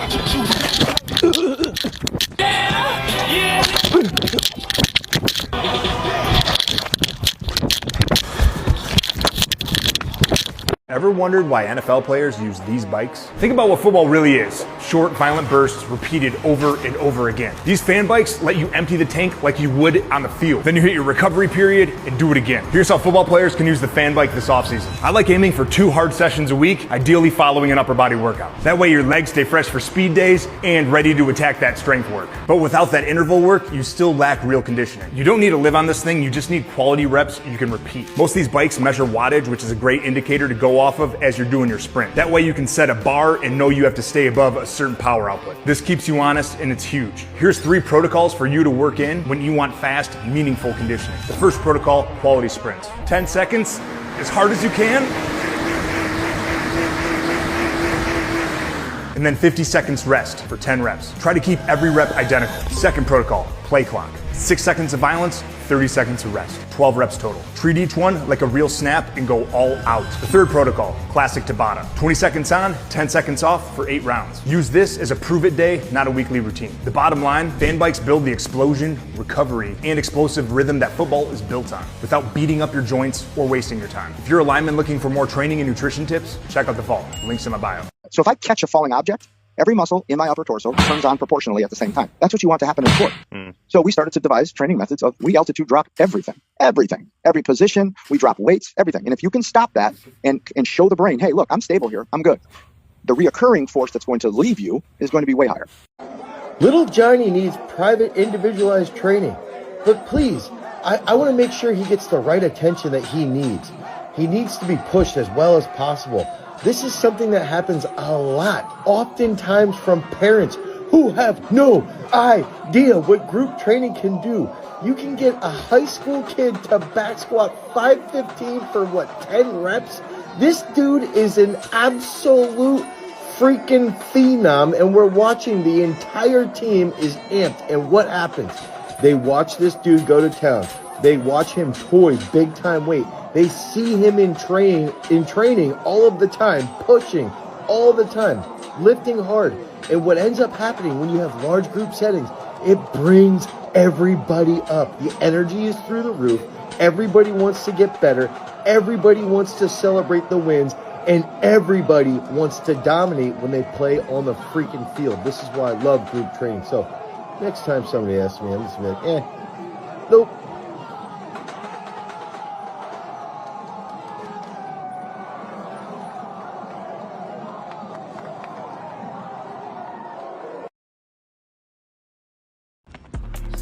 I got money, I was in the track kicking doors, and I'm just being honest. If you want smoke, then we cook niggas up like an omelet, I'm just being honest. Throw me a 60 if I go to Magic or Honest, I'm just being honest. I keep a stick or a blicky in case he gets